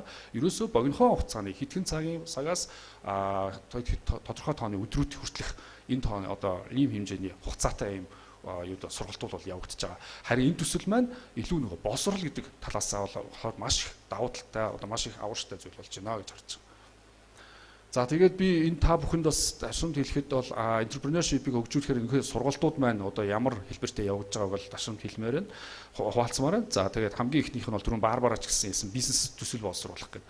За ер нь бол бизнес төсөл маань өөрөө төслийн аргачлал маань өөрөө их уламжлалт аргачлал 1960-аад оноос хойш бол дэлхийд дээр хамгийн их хүчтэй авсан хамгийн их боломжийн одоо хинч ойлгомжтой одоо баригдах үйц ойлгох үйц ийм аргачлал юм байна гэдгийг бол ингээд хэрэглээд явж байгаа ийм арга байгаа.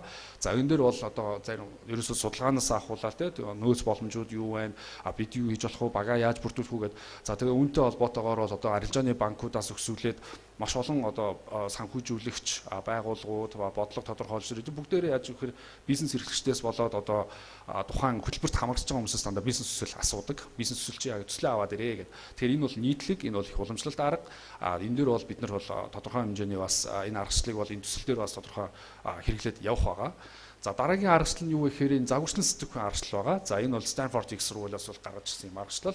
Ерөнхийдөө яадаг вэ гэхээр ерөөсөө нөгөө гаргаж ирж байгаа санаагаа яаж бодит болгож хувиргаж болох вэ? Анхны хувилбараа яаж бий болох вэ? Үүний тулд нэг 5 алхам байдаг. За тэгээ эхлээс сэдэлчээ тодорхойлоод дараа нь санаагаа төсөөлөөд түүнийг нөгөө загвар өөрөөр хэлбэл бит тийм загвар болгоод түүнийгээ туршаад үзэх гэсэн яг ийм 5 алхмаар явдаг ийм аргачлал байгаа. За тэгээд энэ аргачлал бол одоогоор нөгөө гарааны хөдөлмөрийн яамнаас зохион байгуулж байгаа гарааны бизнесийн арга хэмжээнүүд дээр бол нэлээд хэрэглэгдэж байгаа ийм арга явж байгаа. За тэгээ үр нөлөөллийн арга. За үр нөлөөллийн аргын хувьд бол бидний одоо сайн мэдих одоо дэлхийн хамгийн том одоо ганц ч өрөөгөө зочд буудал гээл те зочд буудлын том сүлжээ байна. Ганц таксигүй том таксины үйлчилгээ үзүүлдэг компаниуд гээл одоо энэ бүгд стартапууд бол бүгд энэ слайд маань зогслоо те. За энэ үр нөлөөний арга дээр нэлээд суурилж ажилладаг байгаа. Өөрөөр хэлбэл үр нөлөөний аргын хамгийн чухал зүйл юу вэ гэхээр арга замаа зөв тодорхойлоод яг юунд хүрэхээ илүү тодорхой болгоцсон байдаг гэсэн үг. За тэгэхээр тодорхойгүй зүйл рүү орох биш, илүү тодорхой болох, гартаа байгаа бүх зүйлийг ойлгомжтой болох. За тэгээ энэ аргын хамгийн сонирхолтой нэг зүйл нь юу гэхээр ерөөсөө өөрт байгаа зүйлсээ яаж хамгийн оновчтой, хамгийн үр ашигтай түвшинд хүргэх үү гэдэг нь л их чухал. Тэрнээс биш бусдад байгаа нөөц боломжийг өөртөө олж авах гэж одоо цаг хугацааны хувьд хамгийн энерги тэр нь зарцуулах биш. Ерөөсөө л өөрт байгаа зүйлэл бүрэн ашиглаж тэр нөгөө хүсэж байгаа тэр үр дүндээ хүрэх гэдэг л бол энэ аргын одоо хамгийн гол зарчим концепц энэ дээр явж байгаа байгаа. За тэгээд ерөнхийдөө бол эдгээр аргуудыг энэ бол гацчих шиг болсон. Ашиглаад бид нар бол яг Монгол улсад бол янз бүрийн одоо үйл ажиллагаа арга хэмжээнүүд бол зохион байгуулж байна. За үүнийг бол хамгийн түрүүнд хуваалцах хүссэн арга хэмжээний хувьд гэх юм бол Global Youth Entrepreneurship Challenge гэдэг одоо энэ хүүхдийн ивэх сантайгаа хамтраад баг 4 жилдээ зохион байгуулж байгаа юм арга хэмжээ байгаа. Ерөнхийдөө Улаанбаатар хотод зохион байгуулагддаг. Орон нутагт одоохондоо зохион байгуулж амжаагүй. Тэгээ энэ төслийн хүрээнд бол орон нутаг руу тэлнэ гэсэн юм итгэлтэй байгаа. За энэ арга хэмжээний гол зорилго юу вэ гэхээр 10 жилийн хүүхдүүд ялангуяа 15-аас 17 насны ялгангийн сурагчдын дунд өөрсдийнхөө одоо сэтгэлгээ өөрсдийнхөө шинэ гаргаж ирж байгаа санааг илүү инженерчлэл тэгээд энтрепренерлог загварчлалд оруулаад санаагаа уралдуулах ийм тэмцээн уралдаан байгаа. За төрүүлсэн 3 баг маань олон улсын хэмжээнд бол яг виртуал түвшинд бол бас гадаадын яг энэ насны түвшний хүүхдүүдтэй бол өрсөлддөг ийм сайхан тэмцээн байгаа. За үүнд бол маш их манай Монгол улсаас оролцож байгаа багууд бол жил их тусам байр агсаар байгаа. Тэгээ өнгөрсөн жилийн баг гэхэд бол эхний 4-р байранд бол орсон. За мэдээж бол энд бол бид нар манай хүүхдүүд маань илүү нөгөө англи хэлний ур чадвар, өөрсдөө танилцуулах, өөрсдөө илэрхийлэх, санаагаа итэн гаргаж ирэх гэл маш олон ур чадварыг бол давхар энэ дээр бол эзэмшээ явдаг ийм боломж байгаа даа. За дараагийнх нь бол энэ хөдөлмөр нийгэм хамгааллын яамнаас зохион байгуулалт залуучдын гарааны бизнесийг дэмжих арга хэмжээ бол нэлээд өргөн хүрээнд явагдаж байгаа. 15-аас 34 насны залуучуудыг Улаанбаатар хот болоод 21 аймагт бол бас хэрэгжүүлж явж байгаа. Жилд 1-2 удаа юм зохион байгуулагддаг ийм арга хэмжээ 10 сая төгрөгийн ийм санхүүжилт авдаг. За энэ үеэр бас нөгөө сургуулиас завцарсан залуучууд ялангуяа нөгөө ажлын байр олдохгүй. Яг энэ залуучууд маань өөрөөсөндөө ажлын байрыг бий болгох, ажил олгогч болох ийм боломжийг бол энэ арга хэмжээгээр бол зохион байгуулдаг байгаа. Боломжийг. За тэгээд залуу малчдыг бас малчдыг одоо дэмжих юм хөтөлбөр явж байгаа. За энэ бол бас туршилтын байдлаар бол одоогоор Завхан болон Өмнө Говь аймагт хэрэгжиж эхэлсэн явж байгаа. Залуу малчдыг 18-аас 34 насны залуу малчдыг бас яаж илүү нөгөө энтрепренерлог сэтгэлгээтэй болох вэ? Нөгөө уламжлалт, мал аж ахуйн аргачлал, уламжлалт бизнес хийдэг аргачлалаас илүү яаж өргөөчтэй бизнес болгож хувирах вэ? Яг энэ тал дээр нэм ажиллахаар төлөвлөж байгаа юм юугаа. За тэгээ өнгөрсөн оны энэ төсөлд хамрагдчихсан нэг эмэгтэй маань одоо говийн тэмээчин эмэгтэй маань олон улсад бол ингээд бас өөрийнхөө одоо гаргаж ирсэн санаагаа бизнес болоод ингээд явснараа олон улсад очиж Колумбусад очиж юм шагнал одоо Young Entrepreneur Award гэдэг юм шагналыг бол авсан байгаа. За тэгээд бас нэг энэ арга хэмжээг бас та бүхэнтэй хуваалцмаар байна. Энэ бол нөгөө нэгдсэн үндэсний байгууллагаас зохион байгуулсан ийм арга хэмжээ Activated 2030 гэдэг. За энэ арга хэмжээ бол 5 одоо ур чадварыг бол илүү бас авч үзсэн ийм арга хэмжээ байгаа. Ерөнхийдөө бол залуучуудыг бизнес хийхээс илүүтэй нөгөө enterprising ур чадвар буюу нөгөө entrepreneurial ур чадварыг нь яаж хөгжүүлэх вэ? Жишээ нь хамгийн энгийн жишээ гэхэд бид хоолны газар ороод нэг цай авч уухад одоо жишээлбэл танад лимонтой ус байгаа юу гэхээр лимон байгаа ус байгаа харамслаа менюн дээр лимонтой ус гэдэг юм байхгүй учраас би тань заах боломжгүй гэд тэгж хэлэхгүйгээр л одоо ямар нэгэн тухайн одоо орлогоо нэмэгдүүлэх тухайн ур чадвараа ашиглаад те нөгөө өөрсдөө сэтгэлгээгээ ашиглаад илүү бизнесийн боломж болцоог яаж бий болгох вэ бүрдүүлэх үү гэдэг дээр анхаарсан ийм арга хэмжээ байгаа. За ерөнхийдөө бол эдгээр арга хэмжээнүүд бол өнөөдөр хүртэл Монгол улсад явж байна. Тэгээ энэ арга хэмжээнүүд бүгд тэр нөгөө сургалт хийдэг түвшин рүүгээ явчихж байгаа. Боловсрол биш. Тэгэхээр одоо энэ эсэл төслийн хувьд бол ерөөсөө яг боловсролын хөтөлбөр бий болгож байгаагаар одоо эдгээр үйл ажиллагаанд бас маш их давуу тал бий болно гэж найдаж байна. Тэгээд одоо миний бие ч гэсэн одоо боловсролын багийнхантай хамтраад энэ том одоо ажилд оролцоо явж байхдаа маш баяртай байна. За тэгээд анхаарал тавьсан та бүхэнд маш их баярлалаа. Тэгээд асуулт хариултын цагаар бол асуултууд маань явах тухай гэж бодож байна. За маш их баярлалаа.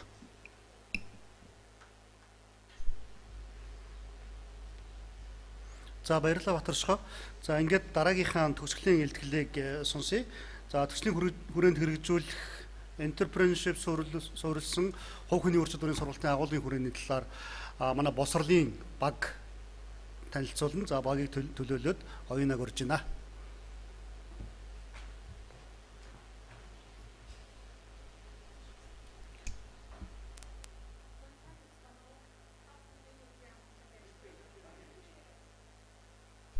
Сайн бацгаана уу та бүхэнд энэ өдрийн амгалан айлтгая. За тэгэхээр манай баг Энтрепренергшип суурилсан хувь хүний ур чадварыг хөгжүүлэх, дэмжлэг үзүүлэх сургалтын хөтөлбөр боловсруулах, шаардлагатай сургалтын хэрэглэгдэхүүнийг боловсруулах одоо багаар сонгон шалгажсан байгаа. За тэгэхээр манай баг бол 3 хүний бүрэлдэхүүнтэй. За надаас гадна боловсролын хүрээлэнгийн эрдэмтэн нарийн бичгийн дарга Санжаа Бадам, боловсролын хүрээлэнгийн хөтөлбөрийн судалгааны секторын эрхлэгч инх тогтох гэсэн 3 хүний бүрэлдэхүүнтэй ажиллаж байгаа. Бид нар бол одоо ерөнхийдөө 2021 оны 4 сар хүртэл ерөнхийдөө ажиллана. За эхэнд нь бол Энтрепренергшипт суурилсан одоо хувь хүний ур чадварыг хөгжүүлэх, дэмжлэг үзүүлэх сургалтын хөтөлбөрийн одоо анхны хувилбарыг боловсруулаад тэрийгэ эх хичээлийн жилээс 9 сараас эхэлж туршаад дахин сайжруулад ингээд Монголын нөхцөлд хамгийн сайн нийцсэн сургалт зохион байгуулах багш, чиглүүлэгч, менторуудын одоо менторуудын ур чадварыг дэвшлүүлэх мөн ялангуяа одоо энэ төсөл сонгогдсон сумдын одоо нөхцөл байдал Энтрепренергшип орчинд нэлээд нийцсэн ийм одоо сургалтын хөтөлбөр гаргахыг эрмэлзэж байгаа.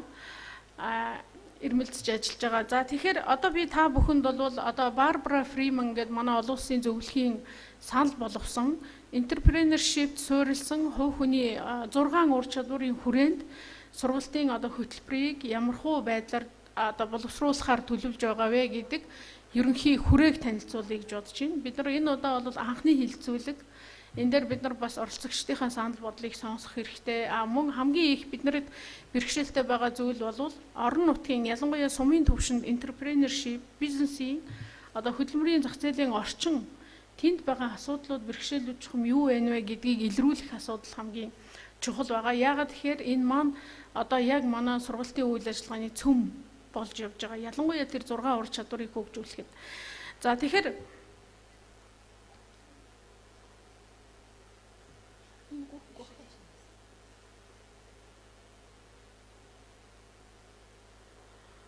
За тэгэхээр ерөнхийдөө өнөөдөр бид нар танилцуулга бол ур чадварын үүлийн тодорхойлолт гэж ярьж байгаа. Түрүүн Барбара Фриманы Барбарагийн презентац дээр нөгөө operationalized skills гэсэн үг байсан.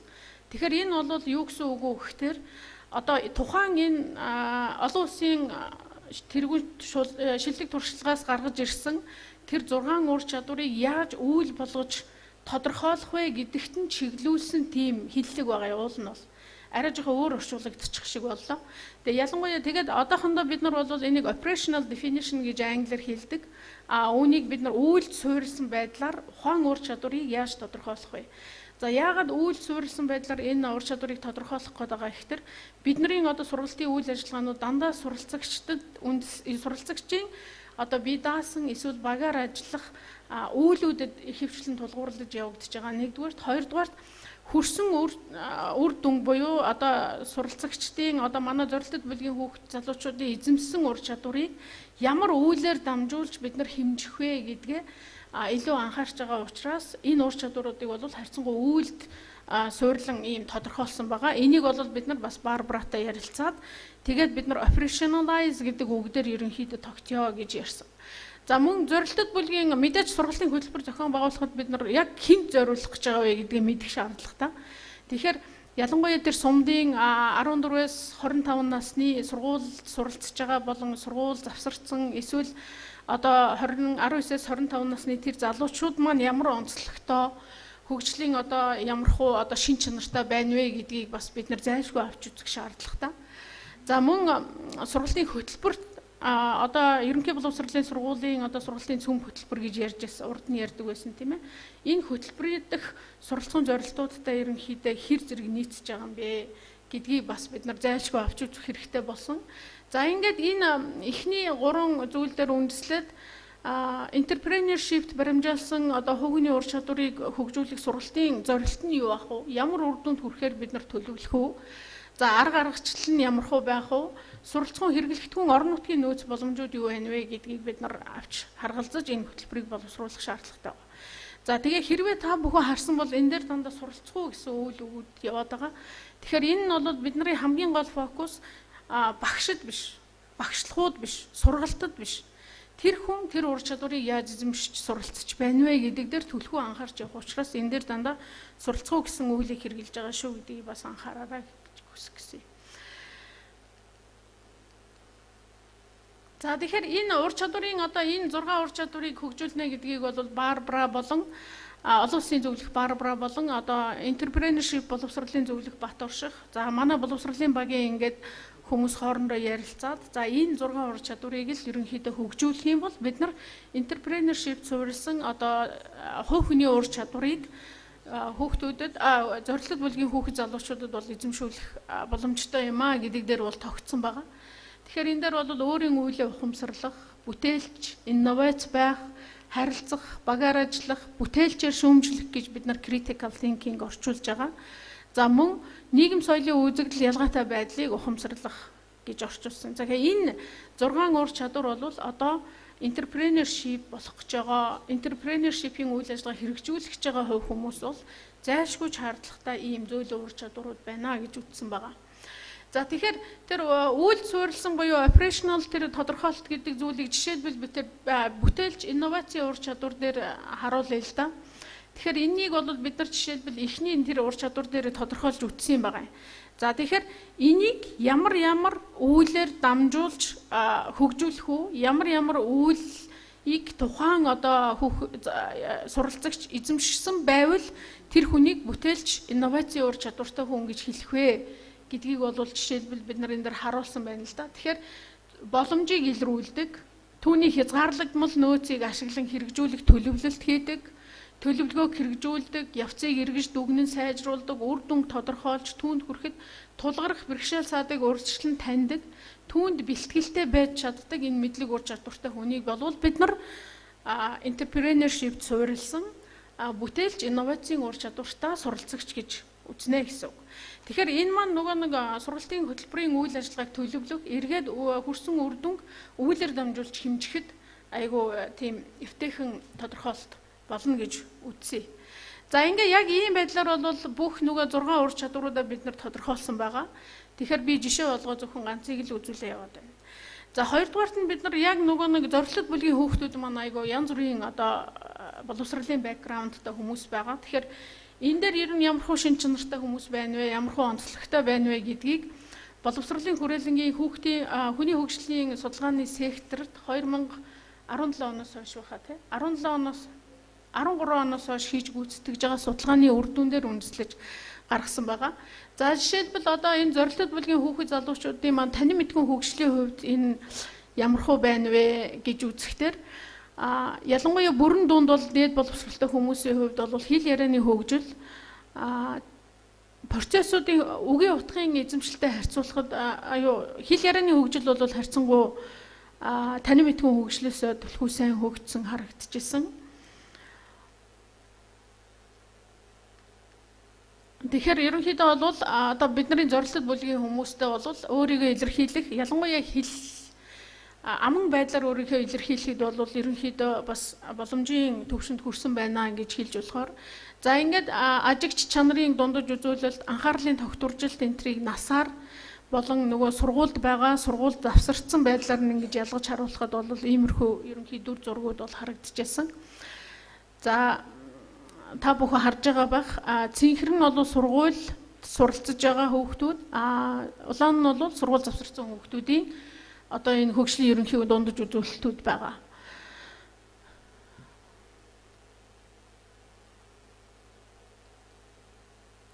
За мөн богино хугацааны харааны ой тогтоолд бол сургуульд хамрагдж байгаа сургууль завсарсан хүүхдүүдийн хувьд бол нэлээд ялгаатай байна.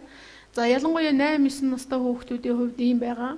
Гэхдээ бидний зорилттой бүлэг бол 14-өөс 25 нас байгаа. Гэтэл ингээд 14 наснаас дээш харах юм бол сургуульд хамрагдж байгаа хүүхдүүдийн хувьд бол богино хугацааны харааны ой тогтоолд бол сургуулиас гадуур байгаа хүүхдүүдийг бол харьцангуй бас сайн байгаа нь харагдаж байна. За өөрийгөө ярьж илэрхийлэх чадвар 14-өөс 21 насны хүүхдүүдийн төвд бол ялангуяа зургийн гол санааг дүгнэж илэрхийлэх байдал нь бол зураг тоочд санаагаа илэрхийлэхээс илүү одоо сайн хөгжсөн байгаа ийм дүр зураг харагдаж байна.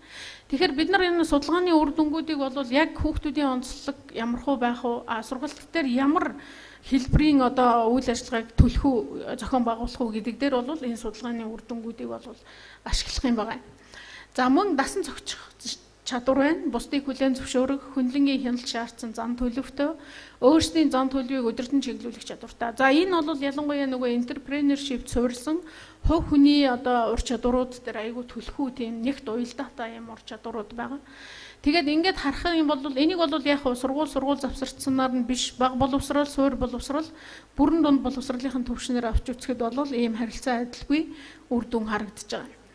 За жишээлбэл одоо манай төсөл бол ерөнхийдөө суур болон бүрэн дунд боловсролын одоо хүмүүст төлхөө явагдах учраас тэдний үзүүлэлт болох улаан ийм саарлангуудыг харахад бол бас ийм ялгаатай дүр зурагтай л харагдаж байгаа юм. Ялангуяа бол энэ хүмүүс маань ялангуяа бүрэн дунд боловсролд суралцж байгаа хүмүүс хөндлөнгийн хяналт шаардсан зан төлөв бас төлхөө байгаа юм уу гэсэн дүр зураг харагдаж байна. Мөн суур боловсролын хувьд ч гэсэн энэ хөндлөнгийн хяналт шаардсан зан төлөв бол төлхөө байна гэж харагдаж байна. Тэгэхээр бид нар энэ зүйлүүдийг бол мэдээж сургалтын хөтөлбөр сургалтад маш нарийн сан уялдуулж өгөх хэрэгтэй байгаа. За өөртөө хандах хандлага, өөрийгөө хүлээн зөвшөөрөх, өөрийнхөө үнэлэмж, өөртөө итгэх итгэл гэдэг үзүүлэлтийг харахад бол сургууль завсарсан болон сургуульд хамрагдаагүй хүмүүсийн хувьд өөртөө итгэх итгэл сургуульд суралцж байгаа хүүхдүүдээс бол харьцангуй бага байна уу гэсэн ийм дүр зураг харагдаж байгаа. За гэтэл өөрийн үнэлэмж, өөрийгөө хүлээн зөвшөөрөх байдал бол сургууль завсарсан болон сургуульд хамрагдаагүй хүүхдүүдийн хувьд илүү төлхөө байх жишээтэй. Тэгэхээр бид нар ялангуяа сургалтын үйл ажиллагаагаа төлөвлөх, тэгээд нөгөө нэг дасгалжуулах, явцад нь дасгалжуулахад бол энэ зан үйлийн одоо шин чанар үзүүлэлтүүдийг бол бас нэлээд сайн тусгаж явах хэрэгтэй байгаа юм аа. За ингээд сонрын ой тогтоолд, утгын ой тогтоолд гэх мэтчлэн бид нар бусад одоо судалгааны үр дүнгуудыг ерөнхийд нь харж болно л доо. За ингээд бид нар бол ер нь судалгааны үр дүн бас тэгээ зорилттой бүлгийнхаа хүүхдүүдийн одоо хүрх төвшин тэгээд сонгож авсан хувь хүний 6 ур чадвар дээр үндэслээд ерөнхийдөө бол энэ зорилттой бүлгийн хүүхдүүдийг 3 төвшөнд хувааж сургалтын үйл ажиллагаагаа арай жоох ялгаатай байдлаар зохион байгуулвал оновчтой юм уу гэж үзэж байгаа. Тэгэхдээ энэ дээр бас би оролцогчдын саналыг авах хэрэгтэй байгаа. За 14-өөс 18 насны сургууль суралцдаг хүүхдийн бүлэг. За энийг бол бид нар яагаад энийг тусны ялгаж авсан гэхээр одоо энэ жишээлбэл энэ энтрепренергшип суурилсан хувь хүний тэр 6 сонгож авсан ур чадвар сургалтын одоо хөтөлбөрийн сургалтын зорилтод хэр зэрэг нийттэй байна вэ гэд харсан чинь Энэ улаанаар тэмдэглэгдсэн хэсгүүд нь бол яг бидний сонгож авсан ур чадварууд байгаа байхгүй. Тэгэхээр энэ маань юу гэсэн үг вэ гэхээр одоо сургууль суралцж байгаа тэр хүүхдүүд маань тодорхой төвшөнд энэ ур чадваруудыг эзэмшиж явж байгаа. Энэ ур чадварууд тодорхой төвшөнд хөгжиж байгаа юм хүүхдүүд байгаа. Тэгэхээр энэ хүүхдүүдийн хувьд бол бид нар 14-өөс 18 насны сургууль суралцдаг бүлгийг тусад нь аваад ингээд бас явбал илүү одоо жоохон агсан төвшөнд явах боломжтой юм уу гэж харж байгаа. Гэхдээ энэ бол анханд нь ингэж явж байгаа боловч ялангуяа нэг төслийн үйл ажиллагаа хэрэгжүүлдэг туршилтын үед бол бас хольж үзэх сонирхол байна. Яагаад гэх юм бол бас хүүхдүүд биенээсээ суралцсан, хамтран суралцах учраас.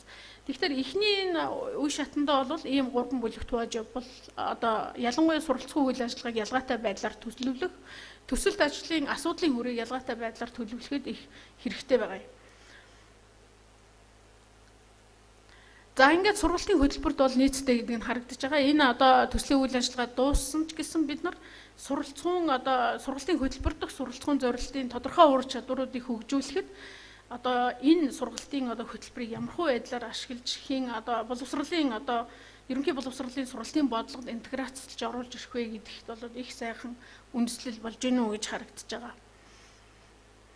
За ингээд энэ дээрээс харах юм бол хүүхдүүдийн зорилтод мэдлэг ур чадвар хандлагыг тодорхой төвшөнд эзэмшсэн байна. Мэдээж тэд нар бол бүгднийг эзэмших боломжгүй. Гэхдээ тодорхой төвшөнд ялангуяа 14-өөс 18 насны сургуулиас гадуур байгаа тэр хүүхдүүдтэй харьцуулбал бас тодорхой төвшөнд эзэмших боломж нөхцөл тэднэрт байгаа юм а гэдгийг нь харагдаж байгаа юм. За ингээд суралцсан одоо зорилтыг бид нар тодорхойлох хэрэгтэй байгаа. Яагаад гэвэл одоо бид нар эхлээд хаана хүрэх вэ гэдгийг тодорхойлж бид нар сургалтынхаа хөтөлбөрийг тодорхойлох хэрэгтэй. Тэгэхгүй бол дандаа нөгөө оролт дээр тодорхойлоод хуучнаар яваад ах юм бол бид нар бас хүссэн үр дүндээ хүрч чадахгүй байх эрсдэл байгаа. За тэгэхээр суралцсан зорилтоо бид нар юу гэж тодорхойлсон гэхээр боловсролын хүрээлэнгийн хөтөлбөрийн секторын судалгааны секторын одоо гаргасан энэ тодорхойлтыг ашиглаж байгаа. Суралцагчийн эзэмших мэдлэг ур чадвар хандлагын илэрхийллийг суралцсан зорилт гэж тодорхойлно. Тэгэхээр яг энэ тодорхойлтынхаа хүрээнд бид нар энэ одоо сургалтынхаа хөтөлбөрийн суралцсан зорилтыг тодорхойлсон байгаа. За мэдээж тодорхойлохдоо иймэрхүү зарчмуудыг ашигласан тодорхой хэмжигдэхүйц байга. Жишээлбэл сайхан сэтгэлгээ тодорхойлчих болохгүй. Яагаад гэвэл энэ бид нар ямар үйлээр дамжуулж тэр хүнийг сайхан сэтгэлтэй гэдэг вэ гэдгийг харах хэрэгтэй. Тэгжээж бид нар энийгээ тодорхой хэмжигдэхүйц байлгах чадна. За суралцагчид чиглэсэн тэдний хувь хүний ур чадварыг хөгжүүлэхэд чиглэсэн за ямар үр дүнд ямар үйлээр хүрэх үү, сургалтын үр дүнд суралцагчдад ямар зан үйлийн өөрчлөлт гарах уу гэдэг нь тодорхой байх. Суралцагчийн гүйцэтгэлийн сургагч багш, чиглүүлэгч, менторууд маань би ер нь ямар ур чадварыг хөгжүүлэх гээд яваад байгаа гэдгээ яг ингэ задлж тодорхойлоход аюу хялбархан болно гэсэн үг. Тэгхгүйгээр нэг том зорилт тавиад орохдоор чухам яг яаж энүүндээ хүрэх үү гэдэг арга зам. Тэр уулын орой дээр туг харагдаад байдаг. Яг хүрэх арга зам тавьсан шат нь харагдахгүй байх юм бол одоо сургагч багш тэгээ дээрэс нөгөө менторуудад аягүй хэцүү болно. Яагаад бид нар энийг ингэж харгалзаж үзсэн гэхээр энтрепренергшип боловсрол ялангуяа энтрепренергшип ур чадварыг хөгжүүлэх тэр сургалт бол Монгод аягүй шинэлэг гэж манай энтрепренергшип боловсролын зөвлөх ярьсан.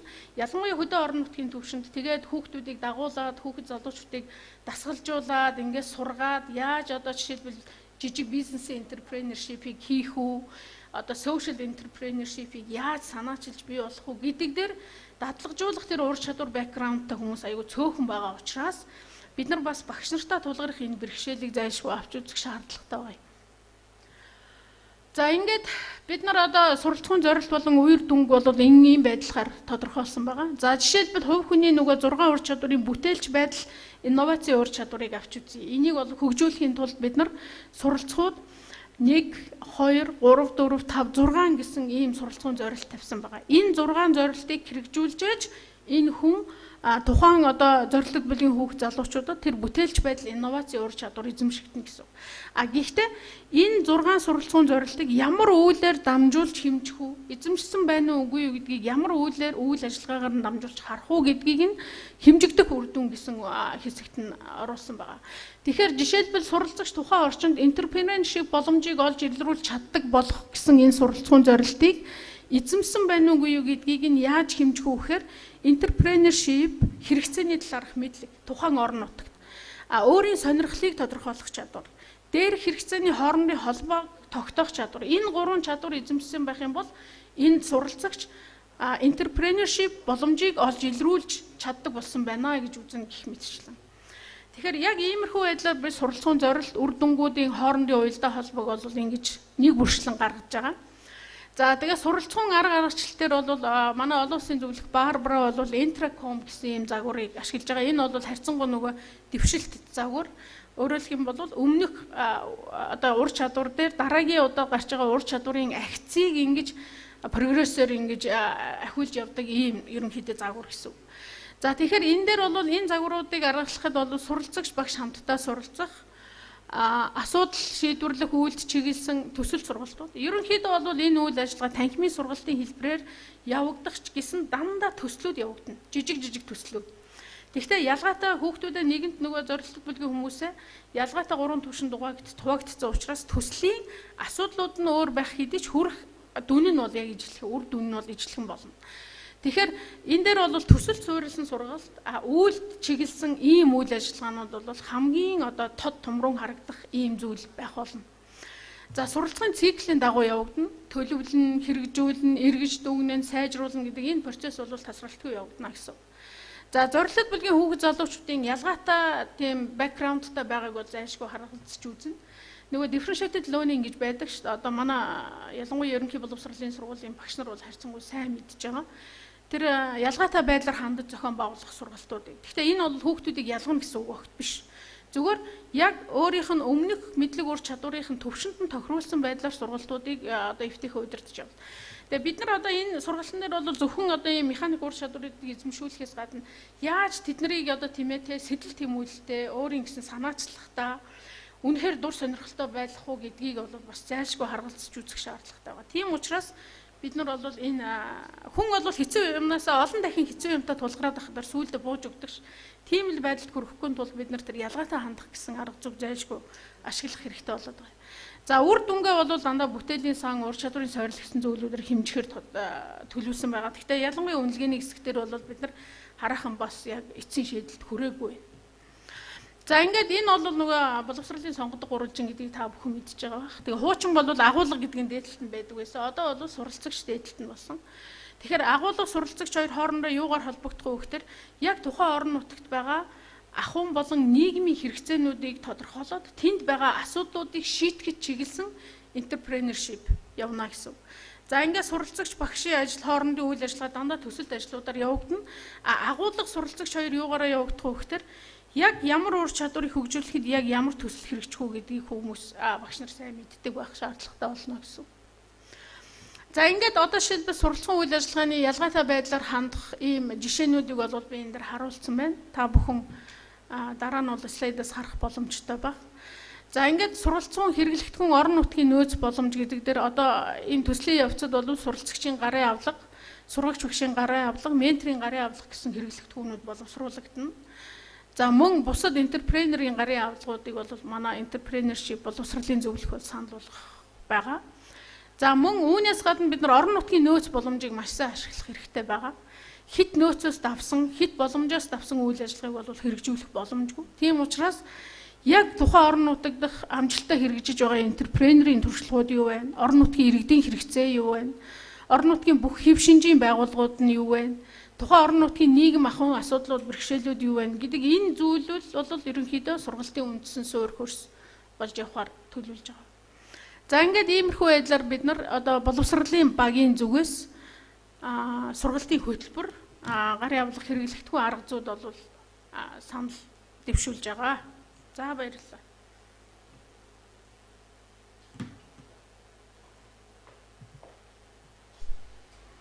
За боловсролын зөвлөх багада баярлалаа. Ерөнхийдөө бол нөө боловсруулах гэж байгаа агуулгынхаа хүрээг бол одоо ямар чиглэлээр авч явах уу гэдгээ бол танилцууллаа гэж.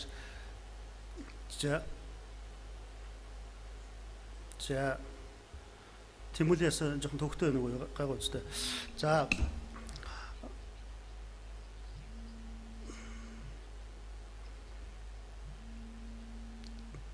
За одоо ингээд ерөнхийдөө бол илтгэлүүдээ бид нар бол ингээд хэлцээд танилцуулаад дууслаа. Яг хоо ерөн зүгээр онлайнаар танилцуулахад бол бидэрт бол тодорхой юм бэрхшээлүүд бол бас гардаг юм байна. Бид нар анхудаа хийж үзэж байна те.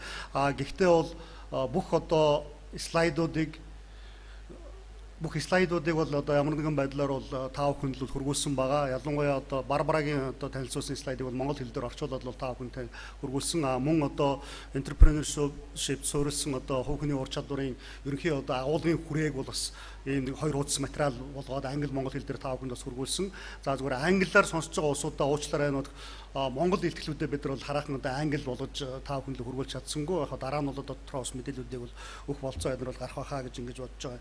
За ингээд хөтөлбөрийн дагуу бол бид нар дараагийнхаа одоо хэсгэлөө оръё. Бид нар цаг бол жоохон хоцорсон явж байна. Гэхдээ яг эхэндээ бол бид нар оролцогчтой хүлээгээд бас жоохон цаг авсан учраас аргашаа бол жоохон баазар сунах бол болцоо гарах байхаа гэж бодож байгаа.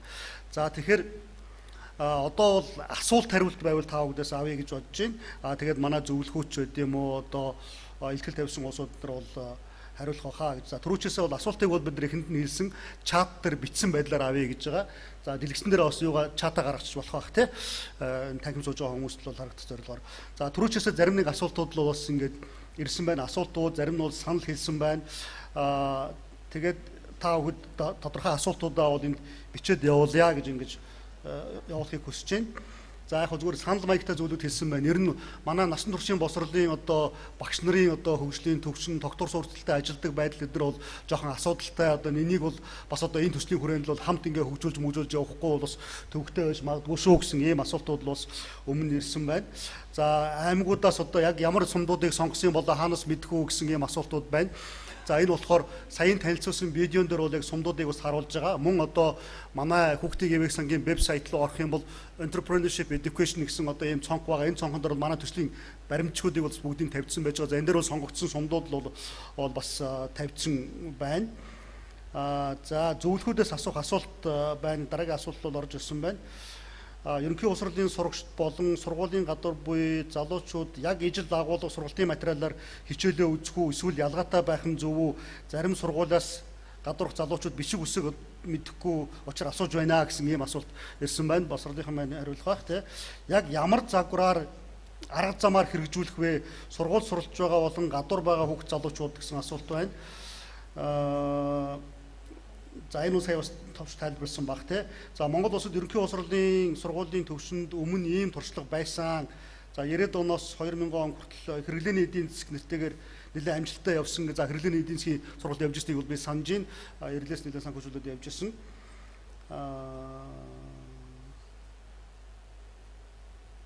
За бас асуулт байна. Өөр хангаан одоо төслийн өдөр зөвлөлийн 9 гишүүд асуусан гэж байна.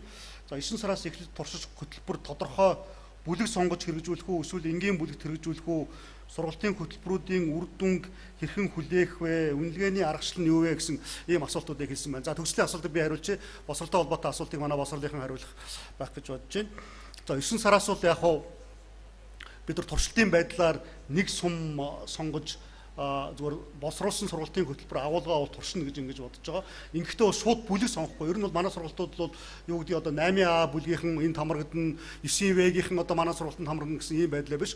Хүүхдүүдийнх нь өөрийнх нь сонирхолтой тулгуурласан байдлаар явах юм. Тэгэхээр эхлээд л бол энэ сургалтын агуулга, хөтөлбөр тэгээд сургалтын одоо зорж байгаа үр дүн мэдрээ бол нэлээд танилцуулсан байдлаар тайлбарлаад тэгээд дараачаар нь бол одоо хүүхдүүд өөр сонирхлоо илэрхийлж одоо энэ хөтөлбөр рүү орж ирнэ гэж байгаа. Энэ аргачлалаа бас одоо туршилтын үедээ ч бас хамт явна гэж байгаа. Үндсэн сургалтын үеч одоо бас энэ аргачлалаа явна гэж ингэж бодож байна.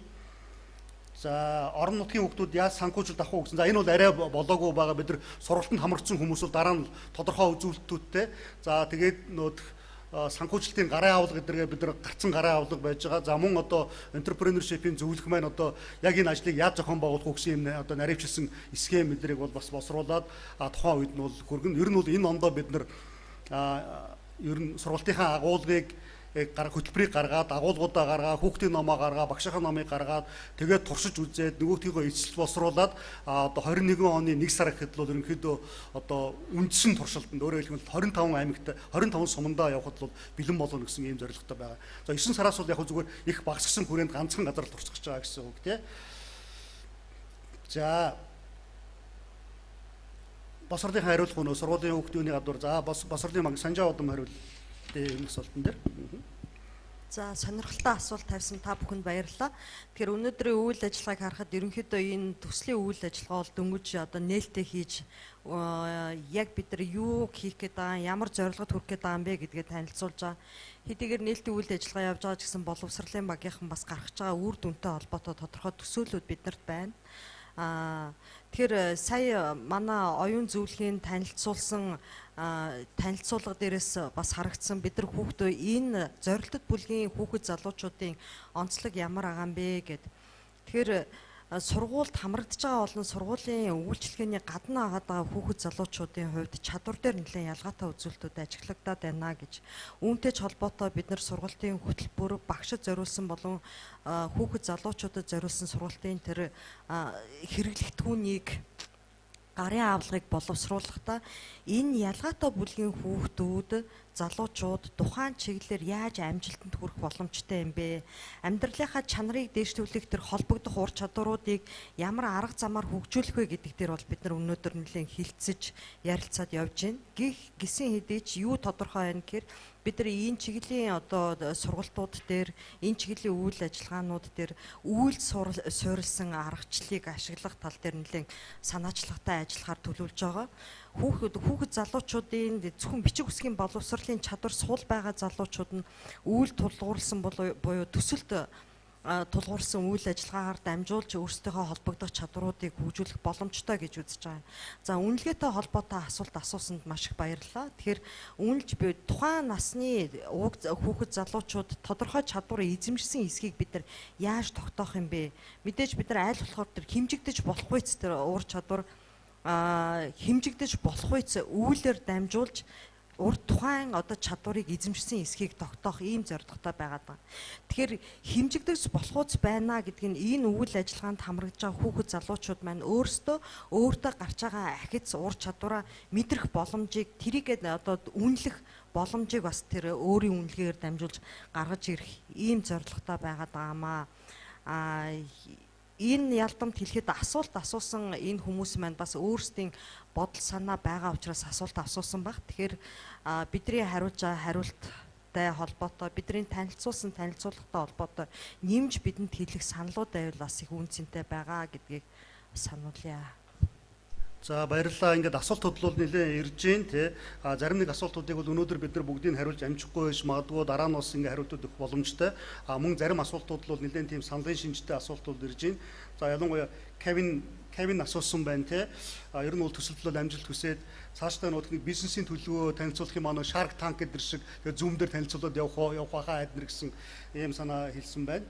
Ер нь бол бид нар танилцуулга эднэр бол pitch байдлаар хийх гээд нэлээд одоо бас яаж байгаа бэлтгэл эднэр хийж байгаа. Тэр үед нь бол бас нэлээд тодорхой саналууд хэлэх байх гэж ингэж бодож байна. Ерөнхийдөө бид нар сургалтынхаа зохион байгуулалтыг бол одоо ковид дуусна гэж харж байгаа. Тэгээд нэлээд одоо нүүр тулсан байдлаар сургалтуудаа зохион байгуулна гэсэн ийм байдлаар хүүхдүүдэд хүрэх сургалтуудыг тэгээд хүүхдүүдийн дунд одоо болох тэр бизнесийн төлөвлөгөөгийн шалгаруулах тийм энэ үйл ажиллагааг бол нэлээд тийм одоо харилцан нүүр тулсан ийм зайнаас хийх бол одоо бас боломж байгаа л баг. Гэхдээ одоогоор бол бид нар бол бод байдлаар одоо нүүр тулсан байдлаар хийнэ гэсэн ийм байдлаар бол төлөвлөж байгаа. За нэг асуулт байна. Энэ төсөлд хамрагдах насны залуучууд бол их амархан шантардаг, дундаас нь орох магадлал эднэрхтэй оролцогчтойгоо яаж одоо идэвхжүүл сэтэлжүүлэх юм бэ гэсэн ийм асуулт байна. За манай зөвлөхөд бол хариулах боломжтой байх. Гэхдээ ерөн зүгээр миний бодож байгаагаар бол бид нар яг манай залуучууд дутагдаад байгаа ур чадвартай холбоотой энэ бол тий. Тэгэхээр бид нар тэр ур чадваруудын тэр хувь хүний одоо ур чадварууд гэж яриад байгаа. Тэр ур чадваруудыг одоо хөгжүүлээд өгөхөөр одоо энд юмдаа идэвхтэй оролцдог, тууштай байдаг ийм чанарууд нь бол тодорхой хэмжээгээр бий болно гэж бодож байгаа нэг. Нөгөө талаасаа бол бидний одоо сургалтын агуулга эднэр бол бас нэлээд тийм сонирхолтой уламжлалт тийм академик агуулгаар биш те. Сая Барбарагийн мэдээлэл дээр гарч ирсэн, Боловсролын зөвлөхүүдийн мэдээлэл дээр гарч ирсэн.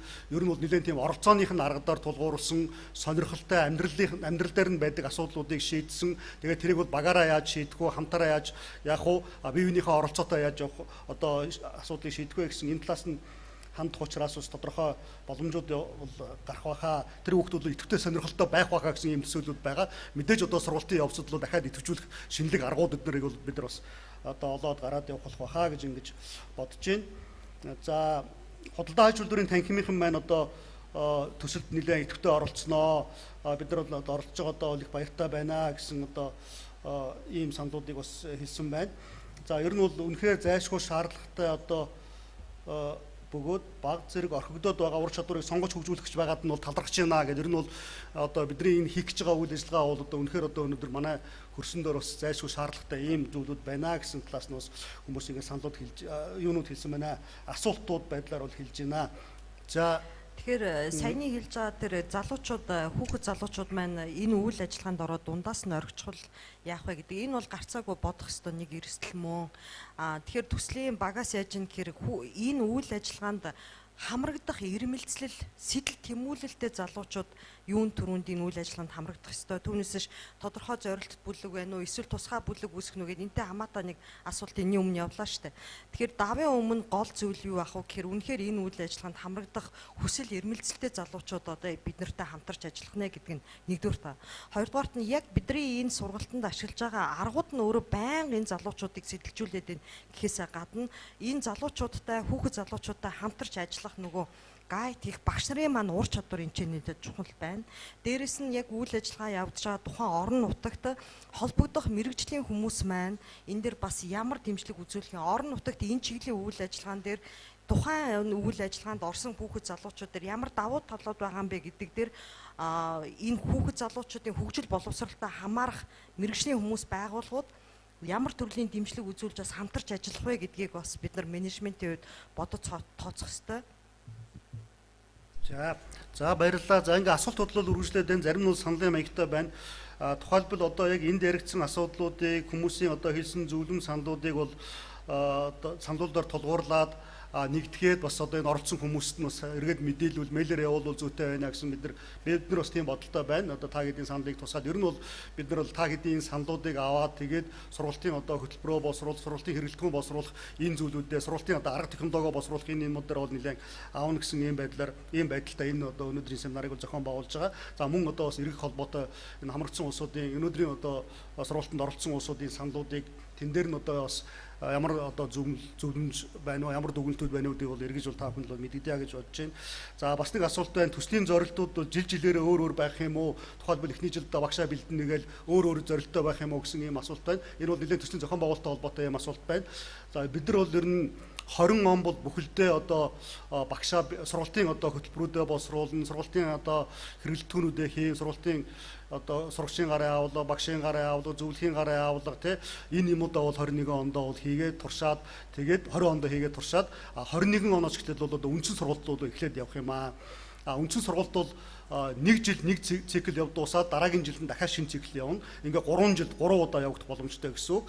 Энэ 3 жилдээ бол 3 өөр зорилт тавихгүй ер нь нэг зорилт явна. Ингээ 3 жилийн төгсгөлд бол бидний боловсруулсан сургалтын одоо багц маань нэлээд туршигдсан цаашдаа бас түгээнэл өргөх боломжтой ийм одоо сургалтын багц болсон байх байхаа гэж ингэж харж байгаа. За ингээд ерөнхийдөө бол та хэдийг одоо чатаар бас тодорхой асуултууд асууж баярлалаа. Зарим хэсгээс нь бид нар бол өнөөдөр бол хариулж амжлаа, зарим нь бол дараа ингээ хариулъя. За ингээд илтгэлтэй холбоотой хэлцүүлгийнхаа дараагийн хэсэг рүү оръё гэж байгаа. Ер нь үндсэн асуудлуудаар санал таа бүгдийн санал сонсох ийм хэсэг байгаа.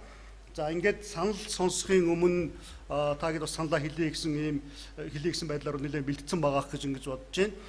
За нэг 3 асуулт одоо энэ зохион байгуулагчдын зүгээс энэ сургалтын одоо агуулгыг босруулж байгаа хүмүүсийн зүгээс бол энэ 3 асуултыг бол үргэлжлсэн байдлаар та бүхэнд хэлье. Энэ 3 руу чиглэсэн байдлаар таагээд саналаа хэлүүлэх зүгээр байна гэж ингэж бодож байгаа. Тэгвэл бидний одоо бас үйл ажиллагаанд их асуудалтай гэж тэ. За нэгдүгээрт нь та бүхэн сая Барбарагийн танилцуулсан одоо мэдээлэл дээр харсан байгаа бах тэ. Энтрепренергшип суурилсан хувь хүний ур чадварт суралцахын агуулгын хүрээгээд бидний эсэл гэж яриад байгаа шүү дээ. Дотроо 3 одоо юм давхархтай гурвалжин та бүхэнд л харуулсан. За энэ бүтцэд бол одоо ямар санагдж байна вэ? Энэ бүтцээр явах бол боломжтой юу? Энэ бол олон улсын туршлагаар нэлээд тулгуурласан одоо ийм бүтц байж байгаа. Энэ бүтцийг бол бидээс хаашаа аваад явъя гэсэн ийм санаа байгаа. За тэр бүтцийг бол яг эргээд сануулхад бол та бүхэн харж байгаа ер нь сургалтын цикл байгаа, суралцгын цикл нь байгаа. За тэгээд суралцгын арга нь байгаа. Тэгээд голд нь болохоор яг суралцгын цөмөн байж байгаа тий. Цөмөн бол 3 зүйлээс бүтнэ гэдэг салгаа тайлбарласан. За энэ дээр та бүхэндээ бол саналаа хэлээсэй гэж ингэж хүсэж байна. За дараа нь та бүхэн бас харсан манай боловсролын зөвлөх багтаарч ярьсан Барбарагийн мэдээлэл дээрч байсан 6 ур чадваруудыг сонгож авч байгаа. Ер нь бол нөө хувь хүний ур чадвар гэдэг юм бол тий social emotional skill гэх юм бол их олон одоо өргөн хүрээтэй скиллүүд ийм ур чадварууд бол байх боломжтой. Дэлхийн одоо янз янзын улс орнууд мөн одоо олон улсын байгууллагуудын хүрээнд тодорхой зорилгын үүднээс бол янз янзын ур чадваруудыг бол ингээд сонгож аваад явж байдаг. Бид нар бол энтрепренер хүнд байх шаардлагатай ур чадварууд тэгээд Монголын хөрсөнд буусан бидний одоо залуучуудын дунд хөгжүүлэх шаардлагатай ур чадвар гэсэн ийм 6 ур чадварыг бол сонгож авсан байгаа. За орчуулгын хувьд бол боловсролын багдар бол арай жоохон өөр өнцгөөс нь орчуулсан, Барбарагийн мэдээллийг бол орчуулаад тарахтаа бол бас арай жоохон өөр өнцгөөс нь орчуулсан одоо ийм зүйлүүд л бас байж байгаа. За энэ 6 ур чадвар дээр та бүхэн одоо ямар саналтай байна вэ? Ер нь бол зөв ур чадваруудаа сонгоод авчичүү те. Зайлшгүй одоо энэ дээр нэмэх өөр чадварууд байна уу? Эсвэл одоо энэ ур чадваруудаас зарим нь бол хасах шаардлагатай эдгээр зүйлүүд байх нь үгүй юу гэж 6 үндсэн ур чадвар гэж хэлээд байгаа. Бид сонгож авсан те. Хөгжүүлэхийг зорж байгаа 6 үндсэн ур чадвар. Энэ дээр та бүдийг бас одоо саналаа бас хэлээсэй гэж ингэж бодож байна. Гэхдээ бас нэг зүйлийг бол санаарай гэж бодож байгаа. Энэ бол төслийн хүрээнд тэгээд бидний одоо бий болох гэж байгаа энэ сургалтын агуулга, сургалтын хэрэглэтгүүндийн хүрээнд хөгжүүлэх гэж байгаа юм ур чадваруудаа гэсэн. Түүнээс ер нь бол энтрепренер хүнд байдаг. Тэгээд Монгол одоо хүмүүс бас дутагдж байгаа ур чадварууд их өргөн хүрээнд нарах юм бол маш олон том юм болно. Тэгэхээр бол тэрнээс нэлээд одоо ингэж ялгаж салгаж авсан юм ур чадварууд байгаа шүү гэж ингэж хэлхийг хүсэж байна. Энийг бас анхаарал асуулт асуугаарай гэж бодож байна. За дараа нь 3 дахь асуулт, 3 дахь одоо та хэдээс асууж байгаа асуулт, саналаа хэлэх зориулж одоо асууж байгаа асуулт болохоор за төслийн хүрээнд одоо шинээр бий болгоод турших гэж байгаа энэ сургалтын агуулгын хүрээнд сонгож авсан 6 үндсэн ур чадварыг одоо бид нар 6 гэдэг ерөнхийдөө яриад байна. Яг цаашдаа бол нэмэгд хасагдах бол юм гарахыг бол үүсэхгүй. За энийг бол яг Монгол орны онцлог тохируулаад хэрэгжүүлэхэд сургалтын ямар үндсэн аргууд байвал илүү одоо тохиромжтой байх вэ? Манай нөхцөл зориулсан Монголд одоо зориулсан те та хэд бас юу яах бах? Зорилт бүлэгдэрээ бас нэлээд харах бах. Тэгээд энэ төслийн хүрээнд тавьж байгаа зорилтуудаа бас нэлээд харах бах те. Яг сургалтын аргын хувьд л одоо хүндээ хүрэх арга их чухал байгаа даа шүү дээ те.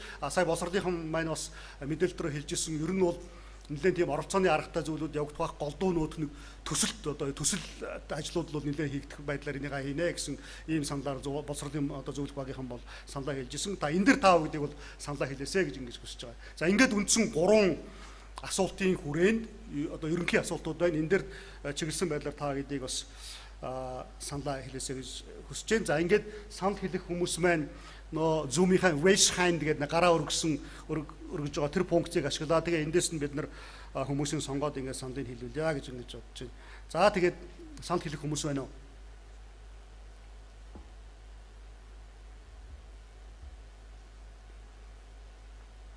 За шууд микрофонд нэгээд ороод ирчих болох бах те. Raise hand харагдаж байна уу? Наад энд харагдахгүй.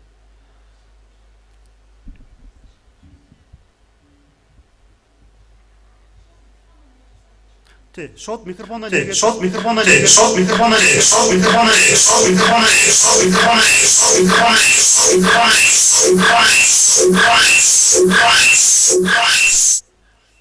За саналаа хэлхийг урьж санал хэлэх хүмүүс байна уу?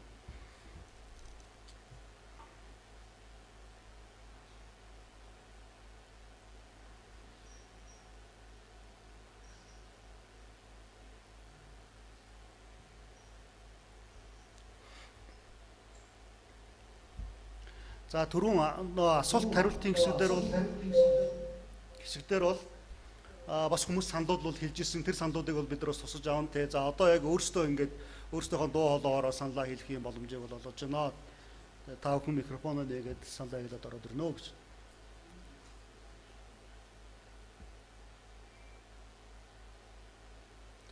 За одоогийн байдлаар бол 54 оролцогч манай Zoom дээр байж байна. Нилээ манай төслийн аймагуд бол ихэвчлэн хамтарсан байдлаар одоо баг болоод багаараа оролцож байгаа нэлээд олон хүмүүс байгаа. Тэгээд манай төслийн аймагийнхнаас бас хэлэх саналууд байж болж байна. Төслийн аймагуд бол ерөнхийдөө үйл ажиллагааны чиглэлээр нэлээд ойлголттой болсон байгаа. За энэ агуулгын хүрээ бол ямар хөө байх уу гэдэг талаар бол бас анхны удаа ингээд мэдээлэл сонсож байгаа тийм өнөөдрийн семинарс мэдээлэл сонсож байгаа. Тэгээд та хэдийн бас саналыг сонсоход бид нар баяртай байна. За өөр бас мөн оролцож байгаа улсууд бол саналаа хэлэх боломжтой. Мөн олон улсын гадаадаас оролцож байгаа хүмүүс маань бас саналаа хэлэх боломжтой. За наран. За тэг дээчтэй. За хин наран хин гэлээ.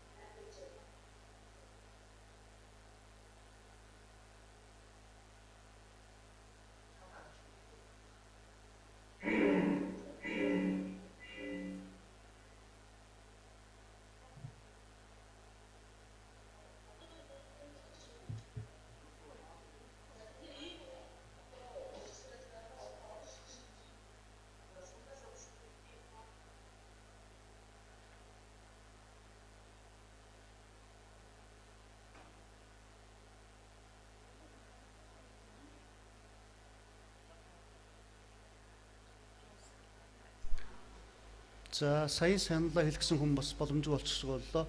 За өөр санал хэлэх хүмүүс байна уу?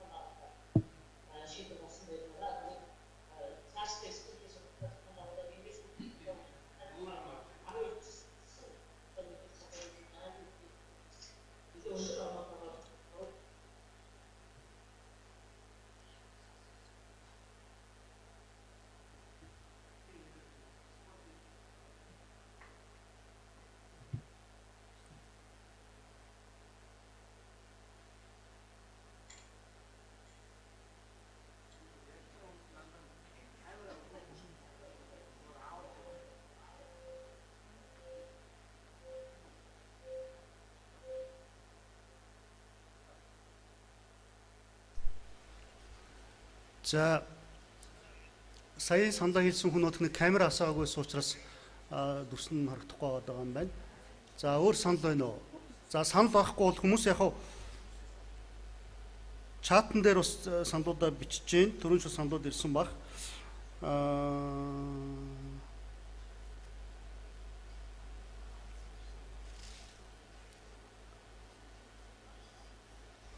За бас нэг чатаар нэг санал орж ирсэн байна. 6 ур чадварынхаа слайдыг дэлгэсэн дээр харуулчвал бас хүмүүс саналаа хэлэхэд хэлбэр байж магадгүй гэсэн байна. Дэлгэсэн дээрээс тэр ур чадваруудаа харуулчих боломжтой байх тий.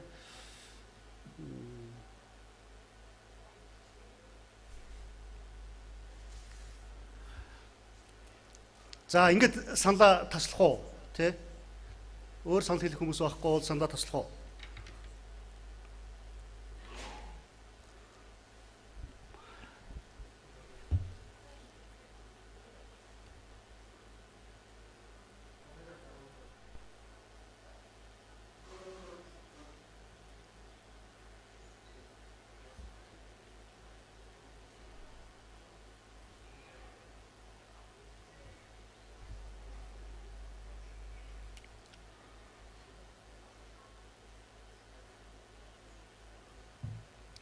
За ингээд саналаа бол тасалчээ тий.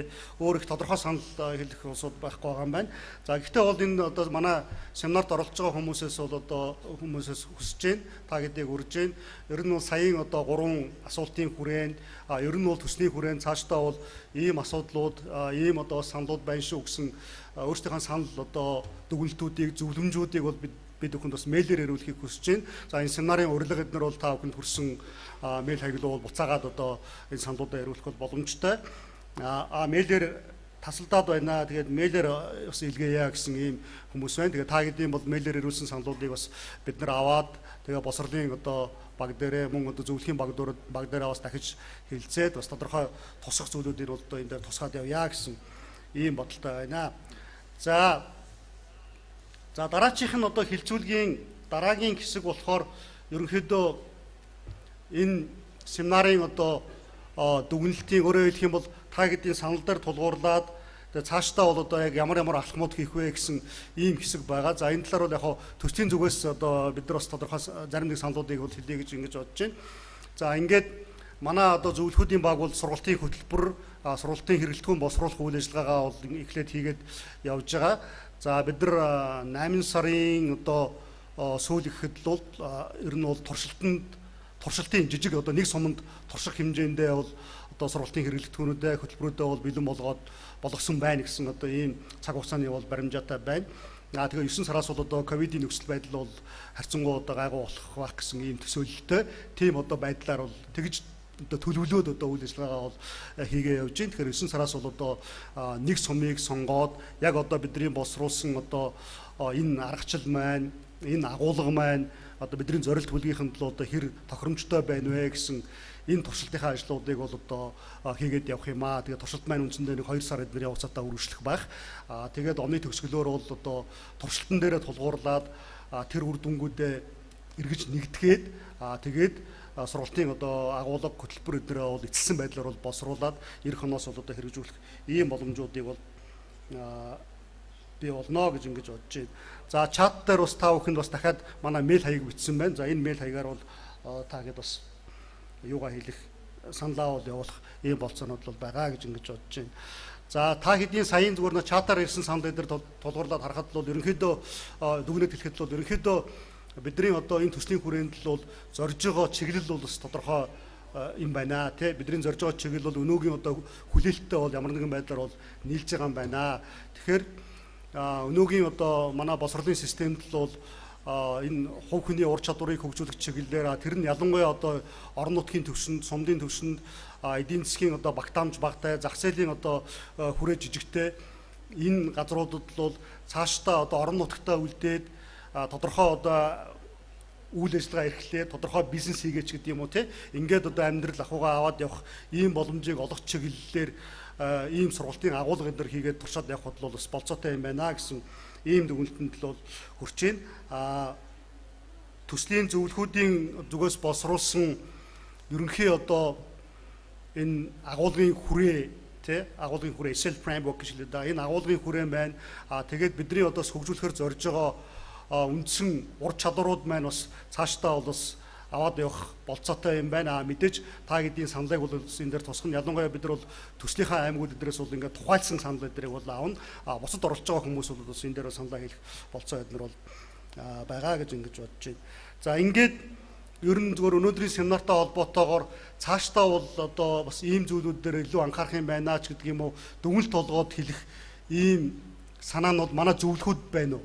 Тэ төслийн зүгээс одоо бид нар бол ийм зүйлүүдийг хэлж болохоор байна. Зөвлөхүүдийн зүгээс бол одоо бидний өнөөдрийн хэлцүүлэгтээ уялдуулаад л ийм зүйлүүд рүү илүү анхаарал хандуулах юм байна гэсэн ийм санаанууд байна уу? За ерөнхийдөө бол яг бид нар нэлээд тийм эрх холбоотой ажиллая гэсэн ийм зорилт байсан боловч техникийн нөхцөл байдлаас болоод эрх холбоо бол бас төдийлэн сайн бас ажиллахад бол төвөгтэй байлаа. Тэгэхээр та гэдгийн саналыг бол бид нар мэйлээр аваад чатаар ирүүлсэн саналуудаар тулгуурлаж агаад бид нар бол дараагийнхаа алхмуудыг бас дахиад ингээд тодорхойлё гэж ингэж бодож байна. За ингээд семинарын үйл ажиллагаанд за санжаа бодно. Тэгэхээр өнөөдрийн хилцүүлгийн явцад орон нутагт бас ажиллаж байгаа танай хүмүүс нэлээ идэвхтэй орж ирсэн харагдаж байна. Энд их талархалтай байна. Тэгэхээр боловсролын багийнхан бас манай зөвлөхүүд хамтарч ажиллаж байгаа явцад зарим нэг юм тодруулах мэдээллүүд бас нэлээд шаардлагатай байж магадгүй ялангуяа туршилт эхлэхийн өмнө. Тэгэхээр энэ үед орон нутгийнхаа нэгжүүдтэй хамтарч ажиллах энэ хүмүүсийн дэмжлэг бас биднэрт нэлээд байх юм байна гэж одоо бид нар ярилцаа сууж байна. За баярлалаа. За ингээд семинарынхаа үйл ажиллагааг бол одоо өгөр өндөрлж байна. Семинарын одоо төгсгөлд семинарын хаалтын үг хэлж өгнө үү гэж Боловсрол соёлын тухайн спортын яамны ерөнхий боловсролын газрын дарга нэм очир даргаыг бол урьж байна. Эндээс хэлчих юм. Тэндээс хэлчихтэй. За баярлалаа.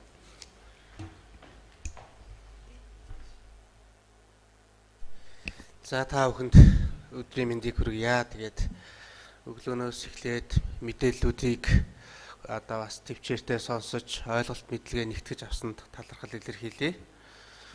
За юуны өмнө бас энэ төслийг хэрэгжүүлж боловсролд хөрөнгө оруулалт хийж байгаа бүх талынханд боловсрол соёлын тухайн спортын яамныхаа нэрийн өмнөөс бас талархснаа илэрхийлье. Тэгээ мэдээж ямар зорилготой, ямар үр дүн хүлээж байгаа, юунд зорж байгаа төсөл гэдгийг бол маш олон талаас нь тайлбарлаж ярьж хэлж илтгэл тавьсан учраас энийг дурдаад яах вэ? Бүх зүйл ойлгомжтой. Яагаад тэгэхээр төсөл хэрэгжүүлэгч бүх байгууллагууд мэдээлэл ойлголтоо нэвтгэлээ гэж ингэж ойлгож байна. Миний зүгээс зүгээр яг хөрсөн дээр буулгаж үр дүнтэй хэрэгжүүлэх талаас нь ганц нэг санал хэлье гэж бодож байна. Нэгдүгээрт нь яг энэ төсөл хэрэгжүүлэгч байгаа манай сонгогдсон ерөнхий боловсролын сургуулиуд ялангуяа төслийн одоо хэрэгжилтийн явцад хөндрүүлж нэмэлт ажил болгож ингэж битгий хүлээж аваараа гэдгийг нэгдүгээрт ойлгуулж хэлэх гэсэн. Нийтлэг нэг бидэнд дутагдал байгаа юм нь олон янзын төсөл хөтөлбөр хэрэгжүүлэх хүсэл сонирхолтой боловч тэрийг дандаа нэмэлт болгож ажил болгож багш нартаа илүү ачаалал өгч ингэж дандаа хөндрүүлж хэрэгжүүлдэг. Тэгэхээр энэ төслийн ялангуяа энэ сургалтын хөтөлбөрийг хэрэгжүүлж байгаа баг маань манай боловсролын хүрээлэнгийнхэн өөрсдөө байгаа учраас ерөнхий боловсролын сургалтын хөтөлбөртөөгөө уялдсан. За нэг ялангуяа энэ танхимд олж авсан мэдлэгийг хэрэглээ болгох, ур чадвар болгох энэ чиглэл рүү нэлээдгүй анхаарч ерөнхийдөө тэр танхимаар олж авч байгаа батлагдсан сургалтын хөтөлбөр агуулгатайгаа уялдуулж хичээлийн жилийнхээ ажлын төлөвлөгөөнд суулгаж ингэж нэг цул болгож хэрэгжүүлээ. Тэрнээс биш сургалтын агуулга хөтөлбөрөнд тусдаа, хичээлийн жилийнхэн төлөвлөлтөнд тусдаа дахиад тусдаа төсөлгээд байх юм бол ингээл нэмэлт ажлын ачаалал асуудал болоод явна шүү гэдгийг ингэж ойлгох хэрэгтэй. Тэгэхэд хамгийн гол зүйл бол мэдээж мэдлэг хизээ хэрэглээ болгож хизээ ур чадвар болгож хүнд суух вэ гэдгийг л энэ дээр гол болгож хэлээд байна шүү дээ. Тэрийг л та нар сайн олоод харчаараа л гэж ингэж хэлэх гэж байна. Би зүгээр энгийн жишээ тайлбарлах гээд үзье болох нь үгүй юу. Жишээлбэл өнөөдрийн монгол хэлний хичээл дээр найруулан бичих гэдэг сэдв орсон бол энэ танхимд олж авсан мэдлэг хизээ ур чадвар болж хизээ хүнд хэрэглээ болох вэ гэхээр магадгүй үдээс хойш нь сэтгүүлчийн дугуйлан хичээллээд тэгээд тэр сэтгүүлчийн дугуйлан дээр тэр өнөөдөр танхимд олж авсан тэр найруулан бичих гэсэн онлын мэдлэгээ одоо ур чадвар болгож өөртөө төвшүүлээ. Тэгээд тэр хүн амьдрал дээр магадгүй сэтгүүлч болоо гарч ивэл энэ өөрөө хэрэглээ ийм л болох. Ийм л зүйл. Энэ төслийг би бол үр дүнгээд ингэж л харж байна. Энэ төслөөр олох гээд байгаа тэр 6,000 залууд олох гээд байгаа ур чадвар бол ерөөсөө энэний төлөө. Ингэж уялдуулж, ингэж олж хараараа гэж хүсгэсэн. Дараагийн нэг зүйл нь баахан төсөл бичүүлээд мөнгө өгөх юм байна. Мөнгө авах юм байна гэж битгий одоо өөр өнцгөөс хараараа гэж хүсгэсэн. Тэгээд энэ мөнгийг чамд өгье, энэ мөнгийг чи аваараа гэж битгий ингэж одоо нэг бидний л алдаа энэ бол хаа газар яваад очихоор нэг төсөл хэрэгцсэн гинэ, тэрний тэр нь авсан гинэ гэдэг ийм нийтлэг дутагдал биднэрт байдаг. Үнэхээр амьдралд хөлөө олох ёстой. Үнэхээр энэ амьдралынхаа боломжгүйгээс болоод зайлвал ээж аваа ч юм уу тижээхийн тулд хөдөлмөр эрхлэхэд сургуулиасаа гарцсан шүү, сургуулийн гадна байгаа шүү, сургууль завсардсан шүү. Үнэхээр энийг дэмжих юм бол энэ нэг 6 дүүгээ ч юм уу аав ээжээ тижигээд явчих юм шүү гэдэг яг л ийм зорилтод 6,000 залуугаа олж өгөх юм бол магадгүй 10 жилийн дараа 20 жилийн дараа Монгол улсын хөгжилд хувь нэмрээ оруулах 6,000 залуу бид бэлтгэгдсэн байх юм а гэж ингэж олж хараараа гэж ингэж хүсгэсэн. Тэгээд энэ бол ерөөсөө л бидний хийж хэрэгжүүлж байгаа ажлын нэг хэсэг, ажлын уялдаа холбоотой шууд хамааралтай юм шүү. Тэгээд сонгогдсон аймагуд, сонгогдсон сумууд, сонгогдсон сургуулиуд бүх хүмүүст талархал илэрхийлье. Тэгээд төслийн багийнханд зөвлөхүүдтэй илүү их ажлын амжилт хүсье. Баярлалаа.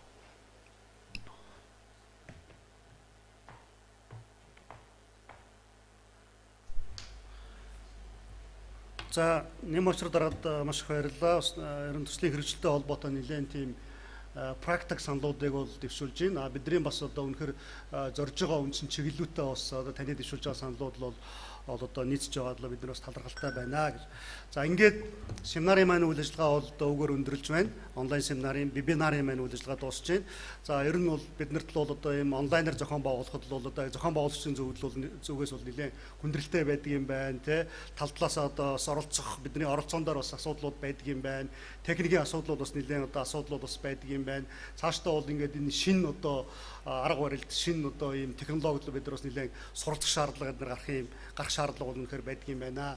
За тэгээд яг ер нь зүгээр дэлгэцийн өмнө ярина гэтэл одоо тодорхой ур чадварууд бол шаарддаг одоо ийм зүйлүүд бол байна. Тэгэхээр ийм одоо шинэ соёллоо бол зөвхөн одоо манай төслийнхэн биш, манай төслийн одоо үйл ажиллагаанд одоо оролцож байгаа хүмүүс биш. Бид нар бүгдөө л одоо ийм суралцах шаардлагууд бол бий болох юм байна гэж ингэж ойлгож байна. За тэгээд бас алдаа оноо байсан бол уучлаарай. Бид нар илүү сайжруулахыг бол эрмэлзэн. Тэгээд та бүхэнтэй бол нөх албан ёсны харилцаа мэйлээр эдгээр дамжуулаад одоо эргээд бол харилцах та гэдгийн саналыг бол бас албан байдлаар бас суулгах гэдэг ийм үйл ажиллагаанууд бол цаашдаа бол хийгдэх байхаа гэж ингэж бодож байгаа.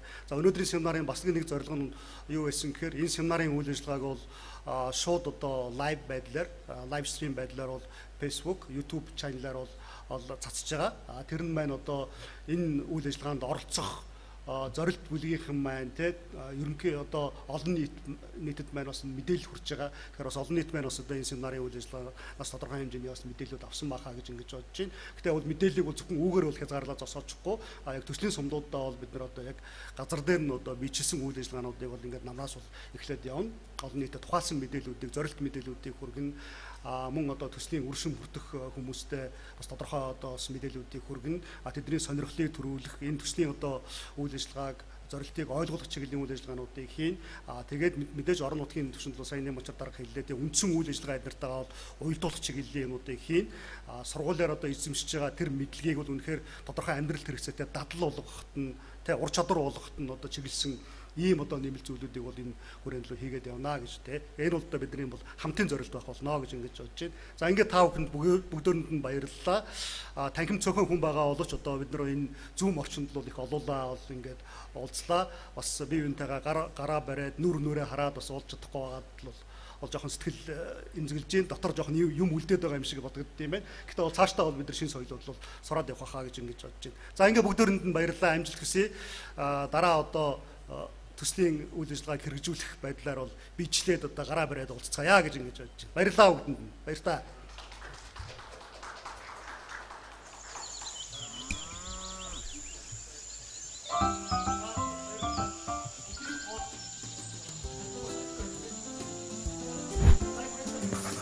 Энэ бол нэгэн буйдхан суманд амьдардаг 3 найз.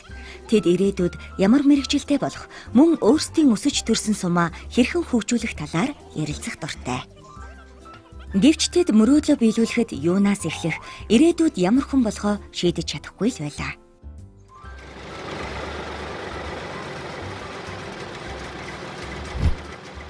Нэгэн өдөр сайн уу найзадаа?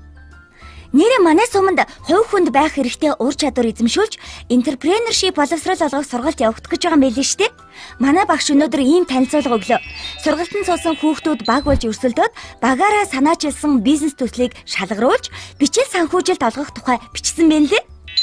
Хөөх, ямар гоё юм бэ? Гуруулаа ярьж үйсэн санаануудаа хэрэгжүүлэх боломж гарч байна. Ур чадвар эзэмшүүлэх сургалтанд сууж баг болж төслөө бичээд уралдаанд нь оролцъё л доо. Ур чадвар эзэмших энтрепренергшип сургалт сонирхолтой сонсогдож байна. Тэгвэл би ч бас энэ сургалтанд заавал явна.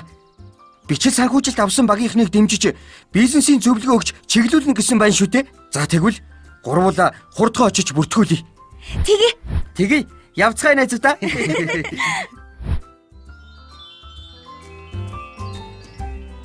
Сайн байна хүүхдүүдээ, энэхүү төсөл нь орчин үеийн хөдөлмөрийн зах зээлд нэн шаардлагатай хувь хүний суур ур чадварууд энтрепренергшип боловсрол эзэмшүүлснээр сургуулиас ажлын байранд амжилттай шилжихт нь хүүхэд залуучуудад бодит дэмжлэг болох зорилготой юм шүү хүүхдүүдээ. Төслийн сургалт нь Хувь аймаг,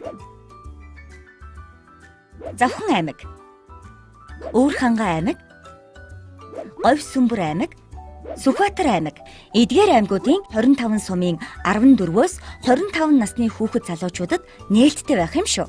Төслийн хүрээнд төслийн аймаг сумын зөвлөл байгуулж чадварчуулна. Хувь хүний ур чадвар болон энтрепренергшип боловсрол олгох шинэлэх сургалтын хөтөлбөр боловсруулж, ерөнхий боловсролын сургууль, насан туршийн боловсролын төвд сургалт зохион байгуулна.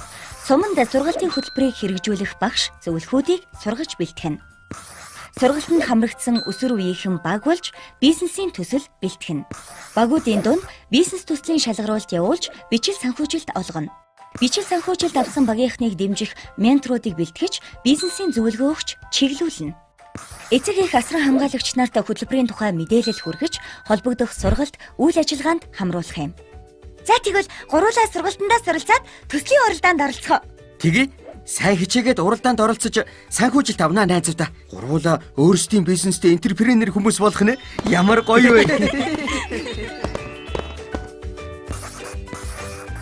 Харилцсан сурыг хамтдаа бүтээе. Орон нутгийн өсвөр үеийнхэнд хувь хүний ур чадвар, энтрепренершипийн боловсрол олгох төсөл.